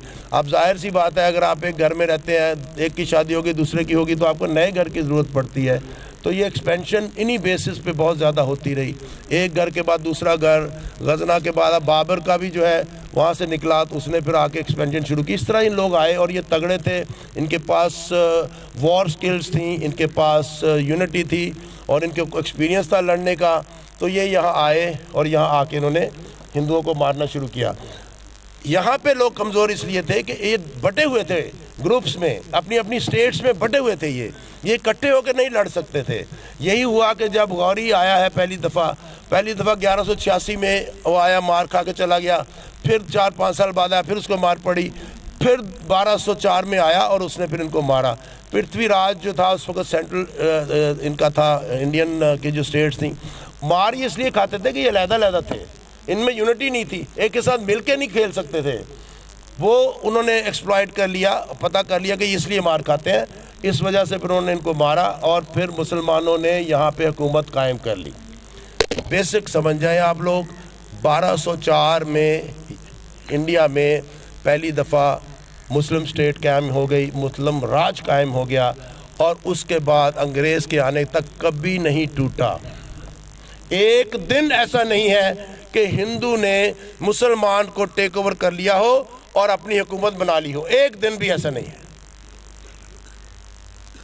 600-650 साल बनते हैं ये, एक मुसलमान डायनेस्टी दूसरे से चेंज ओवर करती रही। गौरी, तुगलक, गुलामान, लोधी, मुग़ल, ये आपस में लड़के एक दूसरे से हुकूमतें लेते रहे, हिंदू नहीं ले सका। 17-18% थे ये टोटल। उसकी नस्ल हो तुम लोग, असूलन उसकी नस्ल हो। वैसे तो जो नस्ल हो तुम्हें पता ही है और मुझे भी पता ही है, लेकिन असूलन अगर हम नस्लों का हिसाब लगाएं तो हम लोग उनके डिसेंडेंट्स हैं। ये इसी तरह आप लोगों को हिंदू ट्रीट करते हैं कि तुम लोग टर्क हो गए हो, तो आप लोग तुर्कियों की नस्लें हैं मेनली, ज़्यादातर उनकी, जिन्होंने इनके ऊपर 650 साल इनको हिलने नहीं दिया और आज बढ़ के मार रहे हैं कि आज हम हरा देंगे। और भाई 650 साल तो तुम कुछ कर नहीं सके, तुम्हारे अंदर रह के वो तुम्हारे ऊपर हुकूमत करते रहे, वो तुम्हारी औरतों से शादियां भी करते रहे, वो तुम्हारे मंदिरों को भी गिराते रहे, वो तुम्हारे साथ हर सब कुछ करते रहे, उसको तो तुम कुछ कर नहीं सके। अब तुम एकदम से सुपीरियर नस्ल हो गए हो कि तुम हम, तो ये बातें हैं और ये आजकल की दौर एक बदल चुका है, इसकी रिक्वायरमेंट बदल चुकी हैं, इसलिए सारी बातें हो रही हैं। लेकिन आप लोगों को ये कॉन्फिडेंस होना चाहिए कि नस्ली तौर पे, जेनेटिक तौर पे तुम उनसे बहुत सुपीरियर हो, तुम एक रूलिंग नेशन रहे हो, उन्होंने एक दिन भी तुम्हारे ऊपर रूल नहीं किया। और ये कॉम्प्लेक्स है जो उनकी 33 जनरेशन में आया और आज उनका हर पैदा होने वाला बच्चा पाकिस्तान दुश्मनी के साथ पैदा होता है। हम इनके साथ बदला लेंगे, हमें और किस चीज़ का बदला लोगे? हमने तो तुम्हारे साथ कुछ नहीं किया, मैंने तो कुछ नहीं किया, आपने तो कुछ नहीं किया। बदला लेंगे उन 33 नस्लों का जो इनकी ऐसी की तैसी मारते रहे, इनके ऊपर हुकूमत करते रहे।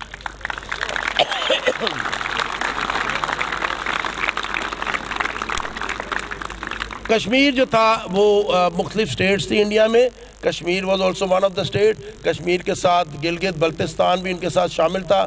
اس میں ڈفرینٹ چیزیں ہوتی رہیں. بریفلی غور سے سن لو. سب سے پہلے 1339 میں سب سے پہلے یہاں شاہ میر ڈائنیسٹی قائم ہوئی. That was the first Muslim dynasty in Kashmir valley. کیا سن بتایا میں نے؟ مجھے کیسے یاد رہا؟ کیونکہ میرا کیڈٹشپ کا نمبر 339 تھا.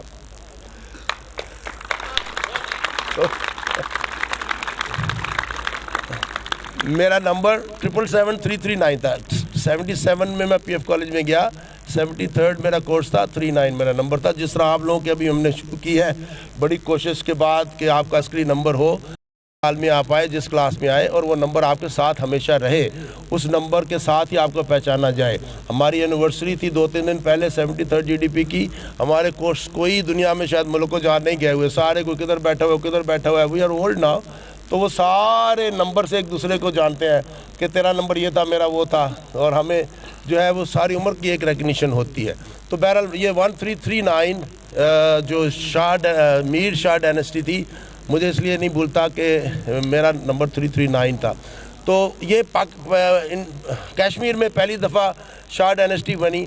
بریفلی پھر میں آپ کو بتا دیتا ہوں. پھر جب سکھوں نے ٹیک اوور کیا پنجاب کو تو وہ سن بنتا ہے 1846. ٹھیک ہو گیا. اور یہ ڈائنیسٹی جو ہے وہ سکھوں نے پھر ٹیک اوور کر لیا. اور انہوں نے پھر جنگ آزادی ہوئی 1857 میں. اس وقت تک وہاں پر سکھ قابض رہے. تو جب 57 کی آزادی جنگ ہار گئے جو الائٹ فورس جو انڈین فورسز تھیں اور گورا جیت گیا، تو گورے نے پھر وہاں پہ اپنا ایک لیڈر بٹھا دیا جس کا نام تھا Gulab Pratap Singh. He was a Hindu. اور پہلے سے اس کی ڈائنیسٹی چل رہی تھی. یہ پہلے سے لڑ رہے تھے. ایک اسٹیٹ دوسرے سے لڑتے رہتے تھے یہ لوگ. ایک لڑتا تھا دوسرے سے ٹیک اوور کر لیتا تھا، دوسرا لڑتا اس سے ٹیک اوور کر لیتا تھا. بیٹا آتا تھا باپ سے نالائق ہوتا تھا تو وہ دوسرا ٹیک اوور کر لیتا. تو یہ ان سے چلتا رہتا تھا ان کا ہمیشہ سے. کبھی خرید لیتے تھے پیسہ دے کے، کبھی لڑ کے مار کے جیت لیتے تھے. تو یہ ایک کنٹینیوس پروسیس تھا. سینٹرل حکومت جو تھی وہ ان کے پیسے لے کے اپنی ان کو سیکورٹی دیتی تھی. تو پھر 1857 کے بعد جو تھا پہلی دفعہ ایک لمبی بریک کے بعد، بیچ میں سکھوں کا آتا ہے 33 ایئرس، تو انہوں نے ٹیک اوور کر لیا.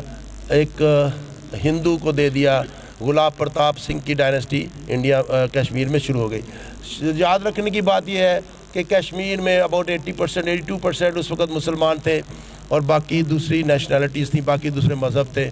اس کے بعد یہ ریشو ابھی بھی ہے. ابھی انہوں نے ریشو کو کم کرنا شروع کر دیا ہے کیونکہ لوگوں کو الاٹمنٹس وہاں دینا شروع کر دیے ہیں. تو یہ سلسلہ اس طرح چلتا رہا. جب پاکستان بننے کی باری آئی تو آپ لوگوں کو یہ ساری فلسفہ اس لیے بتایا کہ 2 نیشن تھیوری کا کانسیپٹ آپ کو آ جائے. پاکستان بنا تھا 2 نیشن تھیوری کے کانسیپٹ پہ. ہم نے یہ کہا تھا کہ ہم اور قوم ہے، وہ اور قوم ہے، ہمارا جینا مرنا اٹھنا بیٹھنا ان سے مختلف ہے. گاندھی نے کہا تھا کہ یہ 2 نیشن ویشن کوئی نہیں ہے، یہ کنورٹس ہیں. یہ ہم میں سے ہی کنورٹ کیے ہیں ایک ڈیفرنٹ فیتھ کے ساتھ. جس طرح تمہارے ملک میں، گورے سے کہا اس نے، جس طرح تمہارے ملک میں کیتھولک اور پروٹیسٹنٹ علیحدہ ہو گئے ہیں، تو کیا تم نے ان کو علیحدہ ملک دے دیا ہے؟ یہ کب ہوا؟ سیکنڈ ورلڈ وار آپ کو پتہ ہونی چاہیے 1939 سے شروع ہوئی تھی، 1945 میں ختم ہوئی تھی. چیزوں کو صحیح جگہ پلیس کرو گے تو چیزیں یاد رہیں گی. میں نے بات شروع کی اسلام آنے سے. اسلام آیا 1400 سال پہلے. اس کے بعد میں نے کہا کہ محمد بن قاسم جو ہے وہ کچھ عرصے کے لیے ساؤتھ سے انڈیا آئے اور انہوں نے یہاں پہ، پھر میں نے آپ کو بریک کیا کہ کچھ 100 سال کی بریک ہے. ان دوران اسلام جو ہے وہ دوسرے ملکوں میں اسٹیٹ میں اسٹرانگ ہوتا چلا گیا. اور پھر میں نے کہا کہ یہاں پہ سینٹرل ایشین اسٹیٹ سے جو ترکی کی اسٹیٹس بنتی ہیں وہاں سے لوگ آنا شروع ہوئے. اینڈ دیٹ واز 10th 1008 1009 987 88 ان دنوں میں پھر وہاں سے لوگ ادھر آنا شروع ہوئے اور اسلامک انویژن شروع ہوئی اس ایریا میں. انہی دنوں میں یہ چنگیز خان اور ہلاکو خان کے حملے بھی چل رہے تھے ان علاقوں میں. ذہن میں رکھو ڈیٹس کو. وہ لوگ یہاں آ گئے, پھر یہ 1204 1206 میں غوریز آ گئے, انہوں نے ٹیک اوور کر لیا انڈیا کو. انڈیا میں اسلامک اسٹیٹ بن گئی, بادشاہت بن گئی, اور پھر یہ بادشاہتیں چلتی رہیں.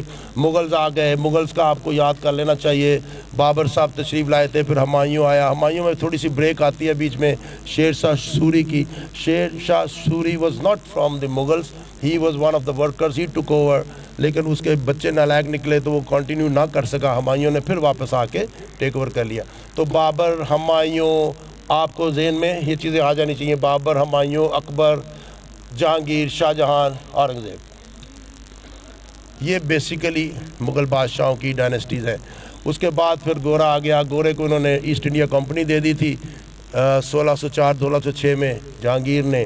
اس نے کمپنی نے بڑھتے اب دیکھیں نا, بات ہم کریں تقریروں کی. گورا یہاں آ کے تقریر کرتا ہے انڈیا میں کہ ہم نے آدھی دنیا پہ قبضہ کیا ہوا ہے, ہمارا سورج کبھی غروب نہیں ہوتا, ہم نے افریقہ کے ملک بھی ہمارے ہیں اور سینٹرل ایشین بھی ہمارے ہیں, انڈیا بھی ہمیں دے دو.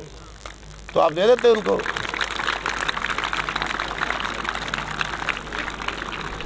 تو آپ دے دیتے انڈیا اس کو. اس نے اس طرح کی کوئی بات نہیں کی.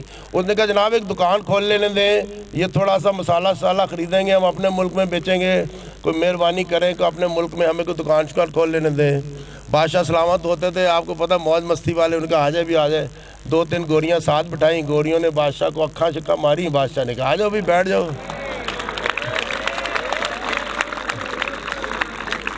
تو بادشاہ نے کہا کھولو یار, کمپنی شمپنی کھولو, کوئی مسئلہ نہیں ہے, ٹھیک ٹھاک ہے. بادشاہ سلامت کی کوئی بیگم نمبر 14-15 بیمار پڑی. اس نے کہا یہ تو ٹھیک نہیں ہو رہی, اس کا کیا کیا جائے؟ اس نے کہا جناب میں کرتا ہوں علاج, ہم لوگ کریں گے علاج. انہوں نے اس کا علاج کیا, وہ ٹھیک ہو گئی. بادشاہ نے کہا اس کو سونے کے عوض تول دیا جائے, یعنی کہ ایک پلڑی میں وہ بیٹھ جائے, دوسرے میں سونا رکھ دیا جائے, اس کو دے دیا جائے. اس بندے نے کیا کہا, یہ ذرا سوچنے کی بات ہے. اس نے کہا سر آپ سونا وونا رہنے دیں, آپ ہمیں اس ملک میں ایک ایسٹ انڈیا کمپنی کھولنے کی اجازت دے دیں.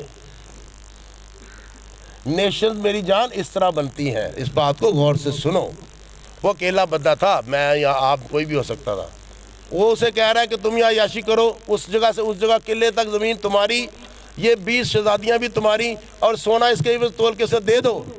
اور وہ الو کا پٹھا کہہ رہا ہے نہیں سونا وونا رہنے دیں, مجھے دکان کھول لینے دیں یہاں پہ.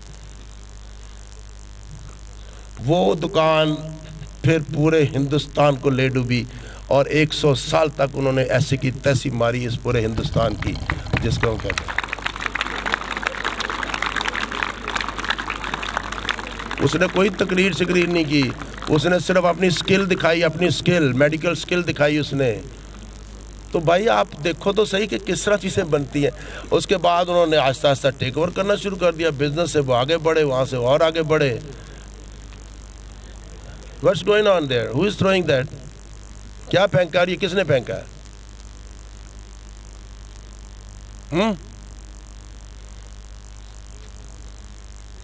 تم میں سے جو بور ہو رہا ہے, جس کو نہیں اسپیچ لگ رہی, can fall out and go back to the room.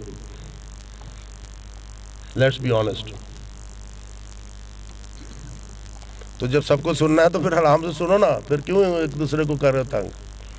Okay, تو بات کرنے کی یہ تھی بیٹا کہ ایک بندہ جو کہ جس کو پتہ ہے میں نے مر جانا ہے, میری بھی فیملی ہے, میری بھی پلیئرز ہیں, میری بھی لائکنگ ڈس لائکنگز ہیں, وہ ملک سطح پہ کیسے سوچ گیا. اس نے کہا نہیں جی ہمیں ایسٹ انڈیا کمپنی بننے دیں.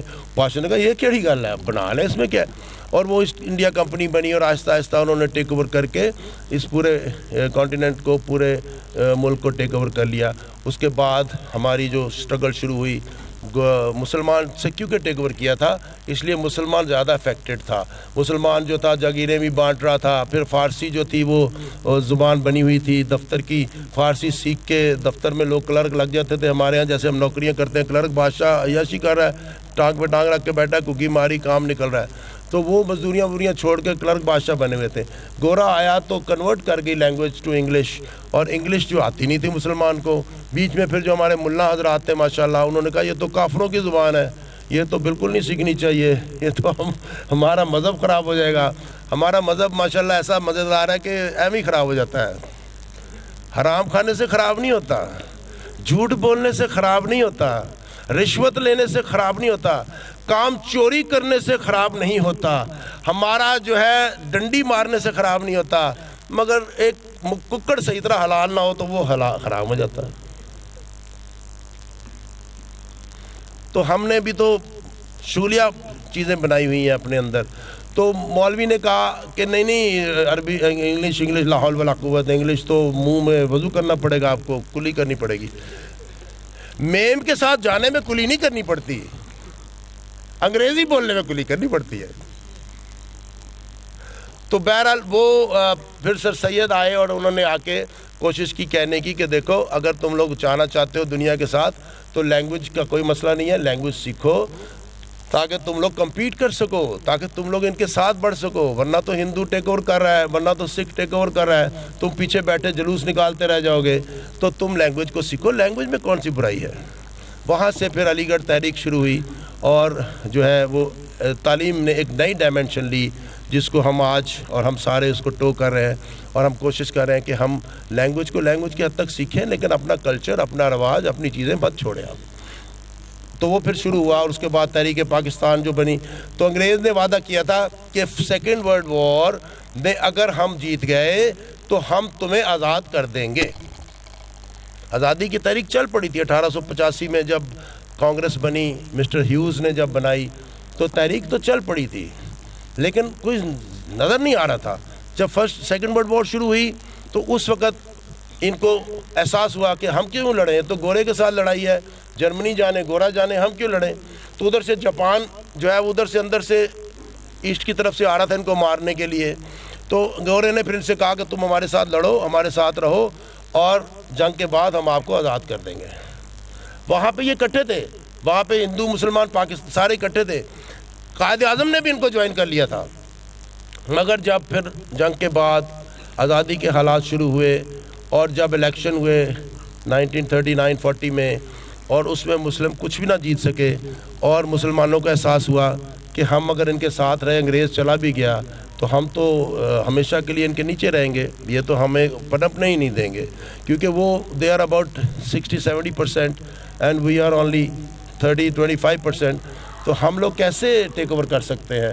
آپ لوگ خود سوچو نا کہ اگر کسی بھی علاقے میں ووٹ پڑ رہے ہیں تو سارے ہی مسلمان بھی اگر اسے ووٹ ڈال دیں پھر بھی 29 پڑیں گے, تو 60 تو نہیں پڑیں گے اگر وہ اس بیس پہ پڑھ رہے ہیں. تو چنانچہ ان کو احساس ہوا کہ یہ فیلئر ہے, اس سے ہم کام نہیں کر سکتے.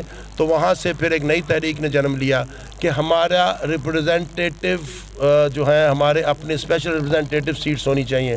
جو ہم لوگ اقلیت ہیں, ہمیں اپنی اقلیت کی پاپولیشن کے بیس کے اوپر سیٹس ہونی چاہیے, جیسے پاکستان میں ہے آج. اگر آپ کو کوئی کہتے کہ پاکستان میں 10 اقلیتوں کی سیٹیں ہیں تو اس کا کیا مطلب سمجھ آتا ہے آپ کو؟ اس کا مطلب یہ ہے کہ ہمارے ملک میں جو نان مسلمز ہیں وہ تقریباً 10% ہے, اور ان کی ریپریزنٹیشن بھی چاہیے اسمبلی میں, کیونکہ حکومت میں ان کی ریپریزنٹیشن چاہیے.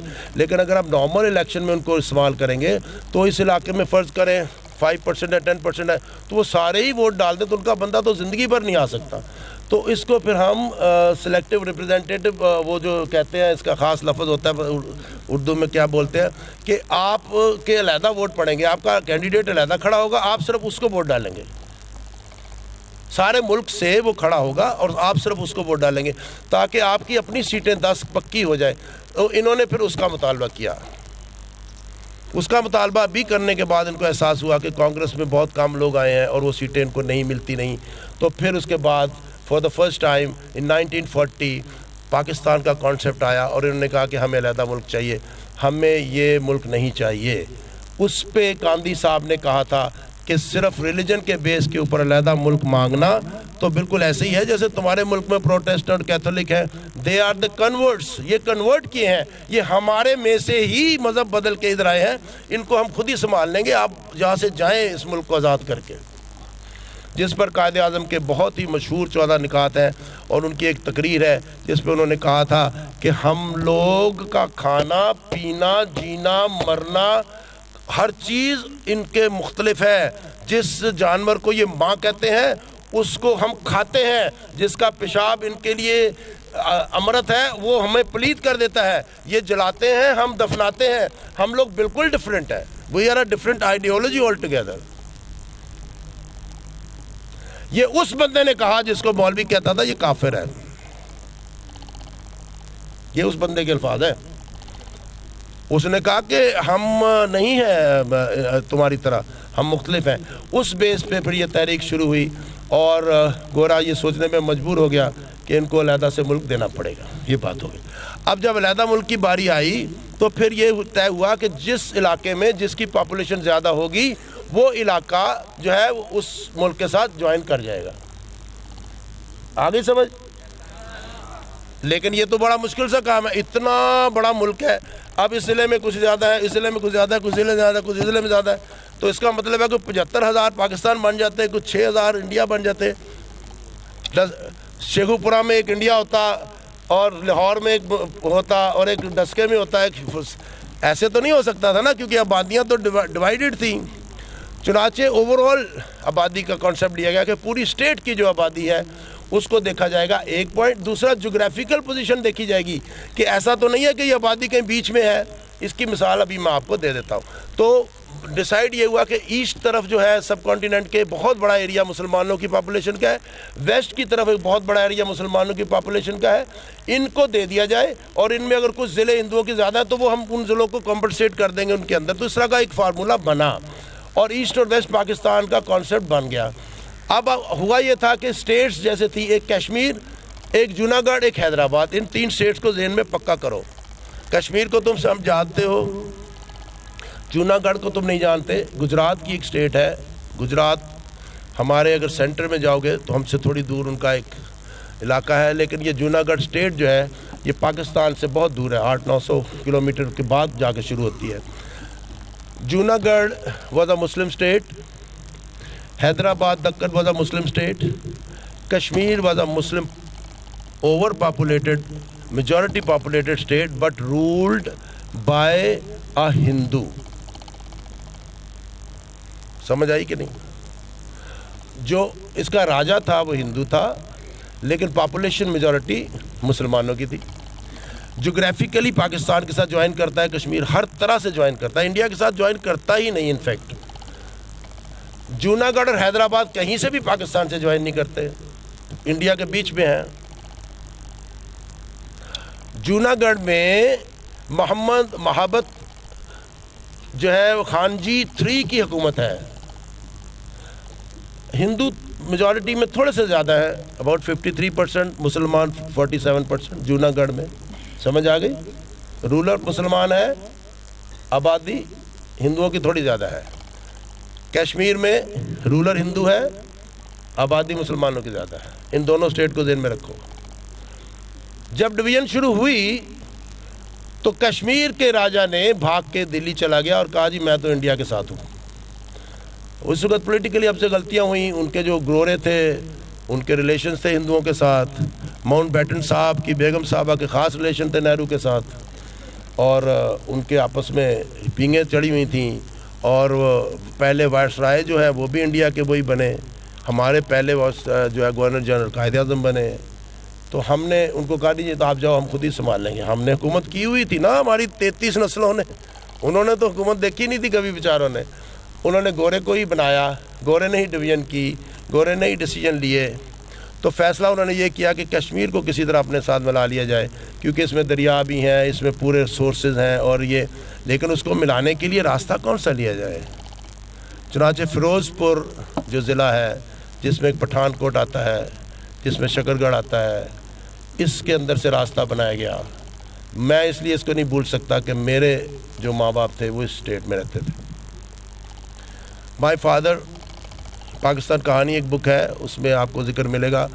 ہی was the camp commander of Ludhiana camp. He was a young man that time. اور وہ کیمپ جس میں سے 70% لوگ مار دیے گئے تھے اور انہوں نے لڑ کے وہاں سے کچھ 30% لوگ وہاں سے نکلے تھے, سکھوں کو ہندوؤں کو مار کے. My father was the camp commander of that camp. اور اس میں تو اس اسٹیٹ کو پھر راتوں رات قتل و غارت اس لیے ہوا کہ یہ لوگ سمجھ رہے تھے ہم تو پاکستان کے ساتھ جائیں گے. راتوں رات یہ اسٹیٹ پھر انڈیا کو دی گئی تاکہ جموں کشمیر پہ راستہ بن سکے. اب بات یہ ہو گئی کہ جب یہ ہو گیا تو جو کشمیر کے لوگ تھے انہوں نے ریوولٹ کر دیا، انہوں نے اس فیصلے کے خلاف ہتھیار اٹھا لیے کہ ہم نہیں مانتے اس بات کو، اور لڑنا شروع ہو گئے۔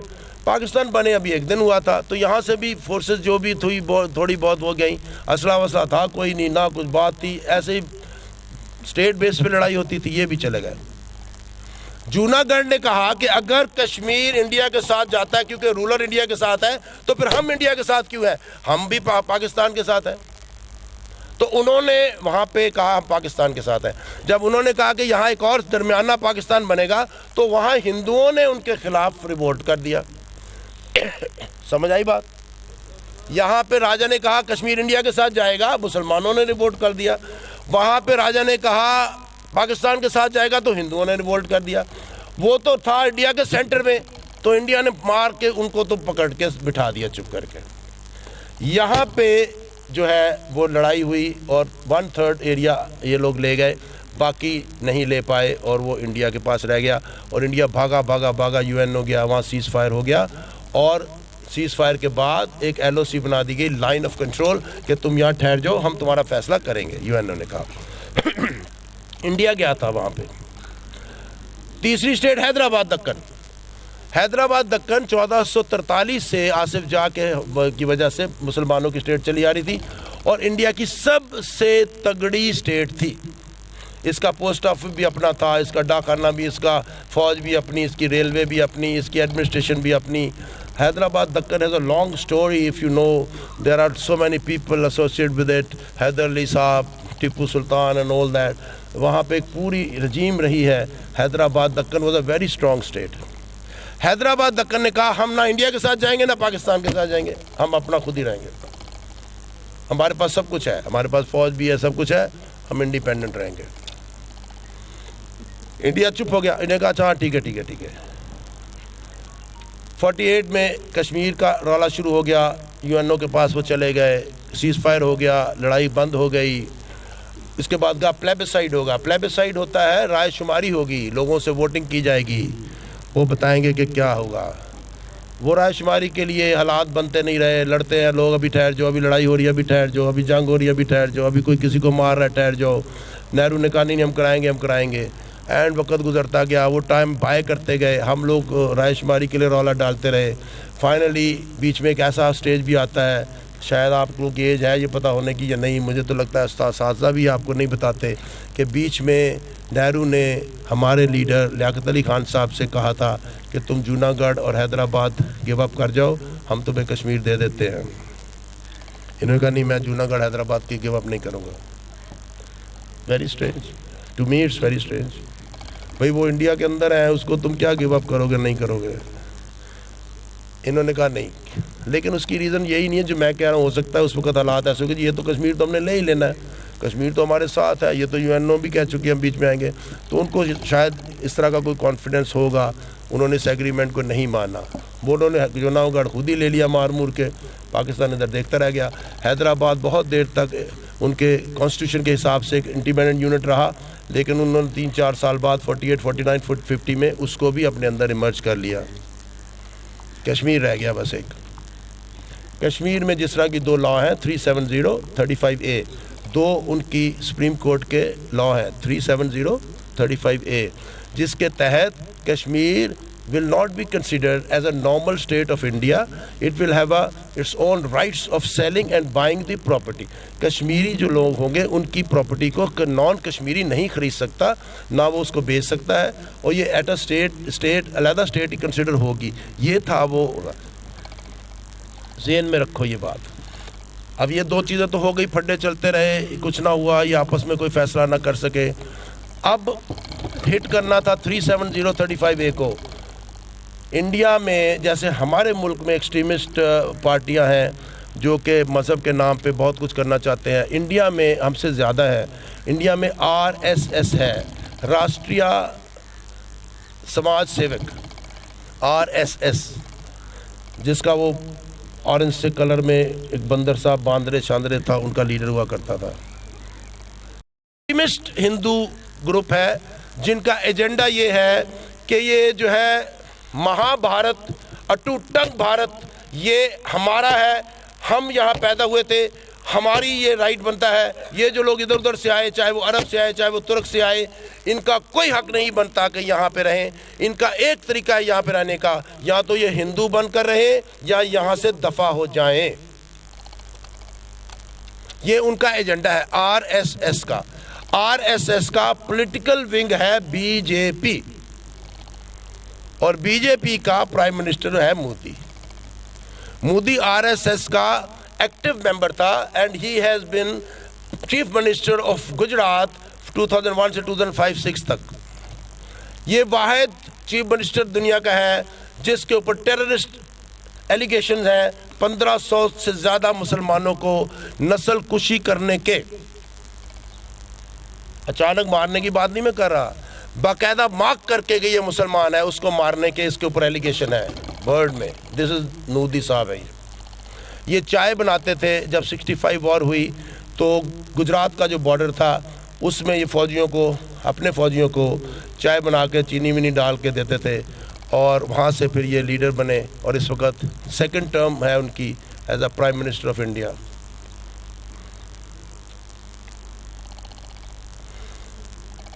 آر ایس ایس کا ایجنڈا یہ ہے, پھر دوبارہ دہرا دیتا ہوں, کہ یہ جو پورا ایریا ہے مشرقی پاکستان, مغربی پاکستان, کشمیر, نیپال, بھوٹان, سری لنکا, یہ مہابھارت ایریا ہے. اس میں صرف ہندو کو رائٹ ہے حکومت کرنے کا اور رہنے کا. جتنے رواج, جتنی رسمیں ہوں گی ساری ہندوانہ ہوں گی, اور اگر آپ ہندو نہیں ہیں تو یہاں تو آپ کنورٹ کر جائیں, یہاں سے چلے جائیں. آپ مجھے بتائیں کیا ہم نے اس طرح کی حرکتیں نہیں کی؟ ہم نے بھی اس سے ملتی جلتی حرکتیں کی ہیں. ہم نے بھی کہا ہے کہ یہاں پہ جو ہے وہ ہماری طرح رہنا ہے تو رہو, ہماری طرح عورت جو ہے اس کی انگلی نظر نہیں آنی چاہیے, اس کی انگوٹھا نظر نہیں آنا چاہیے, اس کا فلان نظر نہیں آنا چاہیے. یہ ٹھیک ہے آپ اپنی عورتوں کو کریں, لیکن دوسرے کے کلچر کو, دوسرے کے اس وقت تک رسپیکٹ کریں جب تک وہ لائن کراس نہیں کر جاتے. There is a line, you know, somebody is coming into your face, into your nose, تو definitely you have a right to tell کہ نہیں یہ بھائی آتی نہیں چلے گی.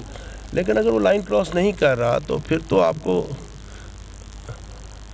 جتنے بھی اسلامک اسٹیٹ ہے انہوں نے اگر ترقی کی ہے, جس کی سب سے بڑی مثال ترکی ہے, کیونکہ اگر کسی اسلامک ملک کی مثال دی جا سکتی ہے کہ جنہوں نے اس دنیا میں کوئی مارک بنایا ہے تو وہ صرف ترکی ہے. آٹومن امپائر, سلطنت عثمانیہ نے 650-700 سال تک اس دنیا پہ اپنی سلطنت قائم رکھی, بہت سکسیسفلی قائم رکھی. اگلے سال پھر وہ اپنا 100 سال کا ان کا معاہدہ ختم ہو رہا ہے, اور وہ اپنا رائٹ کلیم کر سکتے ہیں to be a independent state again. کہ ہمارے جو, کیونکہ سیکنڈ ورلڈ جب ان کی 1919 میں عثمانیہ سلطنت عثمانیہ بریک کی گئی تھی, گورے نے عربوں نے ساتھ مل کے, لانس آف عربیہ کا آپ جانتے ہی ہوں گے جو ہوا, تو اس کے بعد سے پہلی دفعہ ہے کہ وہ پھر سے. ترکی میں بہت دفعہ گیا ہوں, آپ لوگوں پہ ابھی آفر ہوئی تھی جانے کی. ترکی جا کے آپ لوگوں سے مل کے دیکھیں, ان کے مینرزم, ان کی گفتگو, ان کی بات مختلف ہے. عربوں میں 8 سال رہا ہوں, عربوں کو میں اچھی طرح جانتا ہوں, وہ ڈفرینٹ ہے ترکی. Thank you.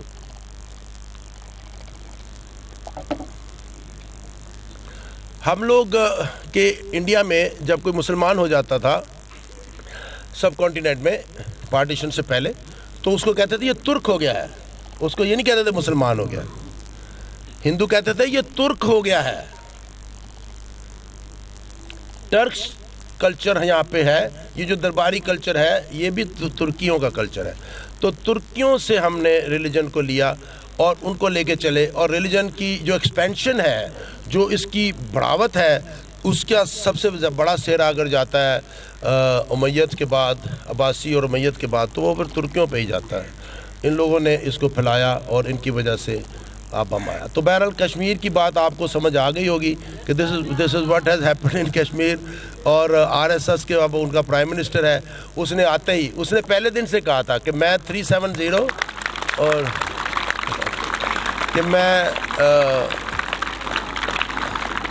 جو 370 ہے, okay I understood with your collapse کہ آئی شوڈ فنش ناؤ, تو میں کرتا ہوں. 370 उसने ख़त्म किया और 35A भी उसने ख़त्म किया। पहले इसलिए ख़त्म नहीं कर सका कि पहले उसके पास मेजॉरिटी नहीं थी। मोदी ने पहले क्यों ख़त्म नहीं किया? पहले उसके पास मेजॉरिटी नहीं थी, दोबारा वो 2/3 मेजॉरिटी के साथ आया और उसने 370 35A दोनों ख़त्म कर दिए।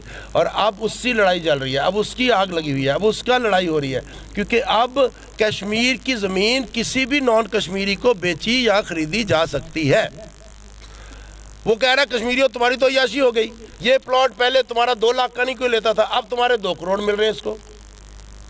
ये हो रहा है क्योंकि कश्मीरी से खरीद सकता था ना, तो उनकी तो बाइंग कैपेसिटी थी नहीं, तो प्लॉट पड़े हुए थे, ज़मीनें पड़ी थी, जो दुकान पड़े हुए थे, किराए पे ले सकते थे, अब जैसे अरबों में है, लेकिन आप ख़रीद नहीं सकते थे। तो वो 2-2 लाख 3-3 लाख से ज़्यादा कीमत नहीं थी। जब वो ओपन हो गया और बॉम्बे का, कैलकाटा का, मद्रास का अमीर आदमी अलबानी साहब और वो जाकर टाटा वहाँ ख़रीद सकते हैं, तो उन्होंने कहा 5 करोड़ का मुझे दे दो, उसका 6 करोड़ का मुझे दे दो। तो बहुत तेज़ी से Kashmir is being sold to Hindu rich people and they are shifting the population proportion of Hindus to Muslim। और ये आने से अब आप लोग मेरी एज को पहुँचेंगे तो I fear, मुझे डर है कि कश्मीर हिंदू मेजॉरिटी इलाका बन चुका होगा। फिर तुसी करा लेना प्लेबिसाइड।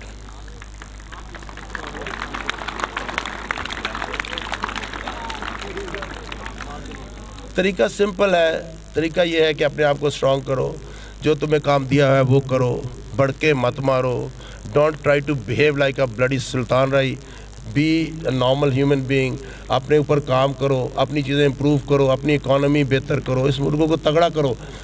फिर देखो तुम्हारी बात में क्या वज़न आता है, फिर देखो तुम्हें क्या लोग सुनते हैं, फिर देखो तुम क्या चीज़ हो। ये जो वीटो पावर बनी हुई है, वो कहते हैं no it will not happen, वो ऐसे नहीं बन गई भाई, उन्होंने इकॉनमी बनाई हुई है, वो पूरी दुनिया को रूल्स दे रहे हैं, वो पूरी दुनिया को टेक्नोलॉजी दे रहे हैं। तुम दे दो, you take over, why don't you take over? उनकी फिल्में देख के, उनकी बकवासियात देख के, उनके शुगर मेले देख के तुम ज़िंदगी गुजारोगे तो तुम लोग तकरीरों के अलावा कुछ नहीं कर सकते। कुर्बानी चाहिए मेरे भाई, you need sacrifice, give time to your self, improve your self, work on your self, make sure कि तुम्हें कोई उंगली ना उठाए। तुम इतने तगड़े हो, इधर आओ, ये मुझे दो, लो सर। कमज़ोर आदमी को तो ठुड्डे मारते हैं लोग। तुम लोग खुद देखो ना ज़रा, तुम्हारे अपने फैमिली में से जो कमज़ोर गया गुजरा कज़न होता, कभी जिक्र किया उसका? जो तगड़ा होता है उसका कहते हैं यार वो मेरा जो है ना फलां वहाँ लगा हुआ है, वो बड़ा ज़बरदस्त यार, ऑफिस में गया बड़ा डेडली था उसका, वो 3-4 दर्जे पे कज़न है वो। और जो सगा है वो कहा पिंडों आया, जानता हूँ मैं, ऐसे ही आ गया। मेरे भाई, this is what life is, be strong and people will love and respect you. Thank you very much. I know कि आप लोगों को बहुत ठीक है। अभी फ़िलहाल ये है कि have a good time, be nice kids, और अल्लाह ताला हम सबको कामयाब करे और हमें अच्छे दिन दिखाए और आप अपने आप को इम्प्रूव करते चले जाओ।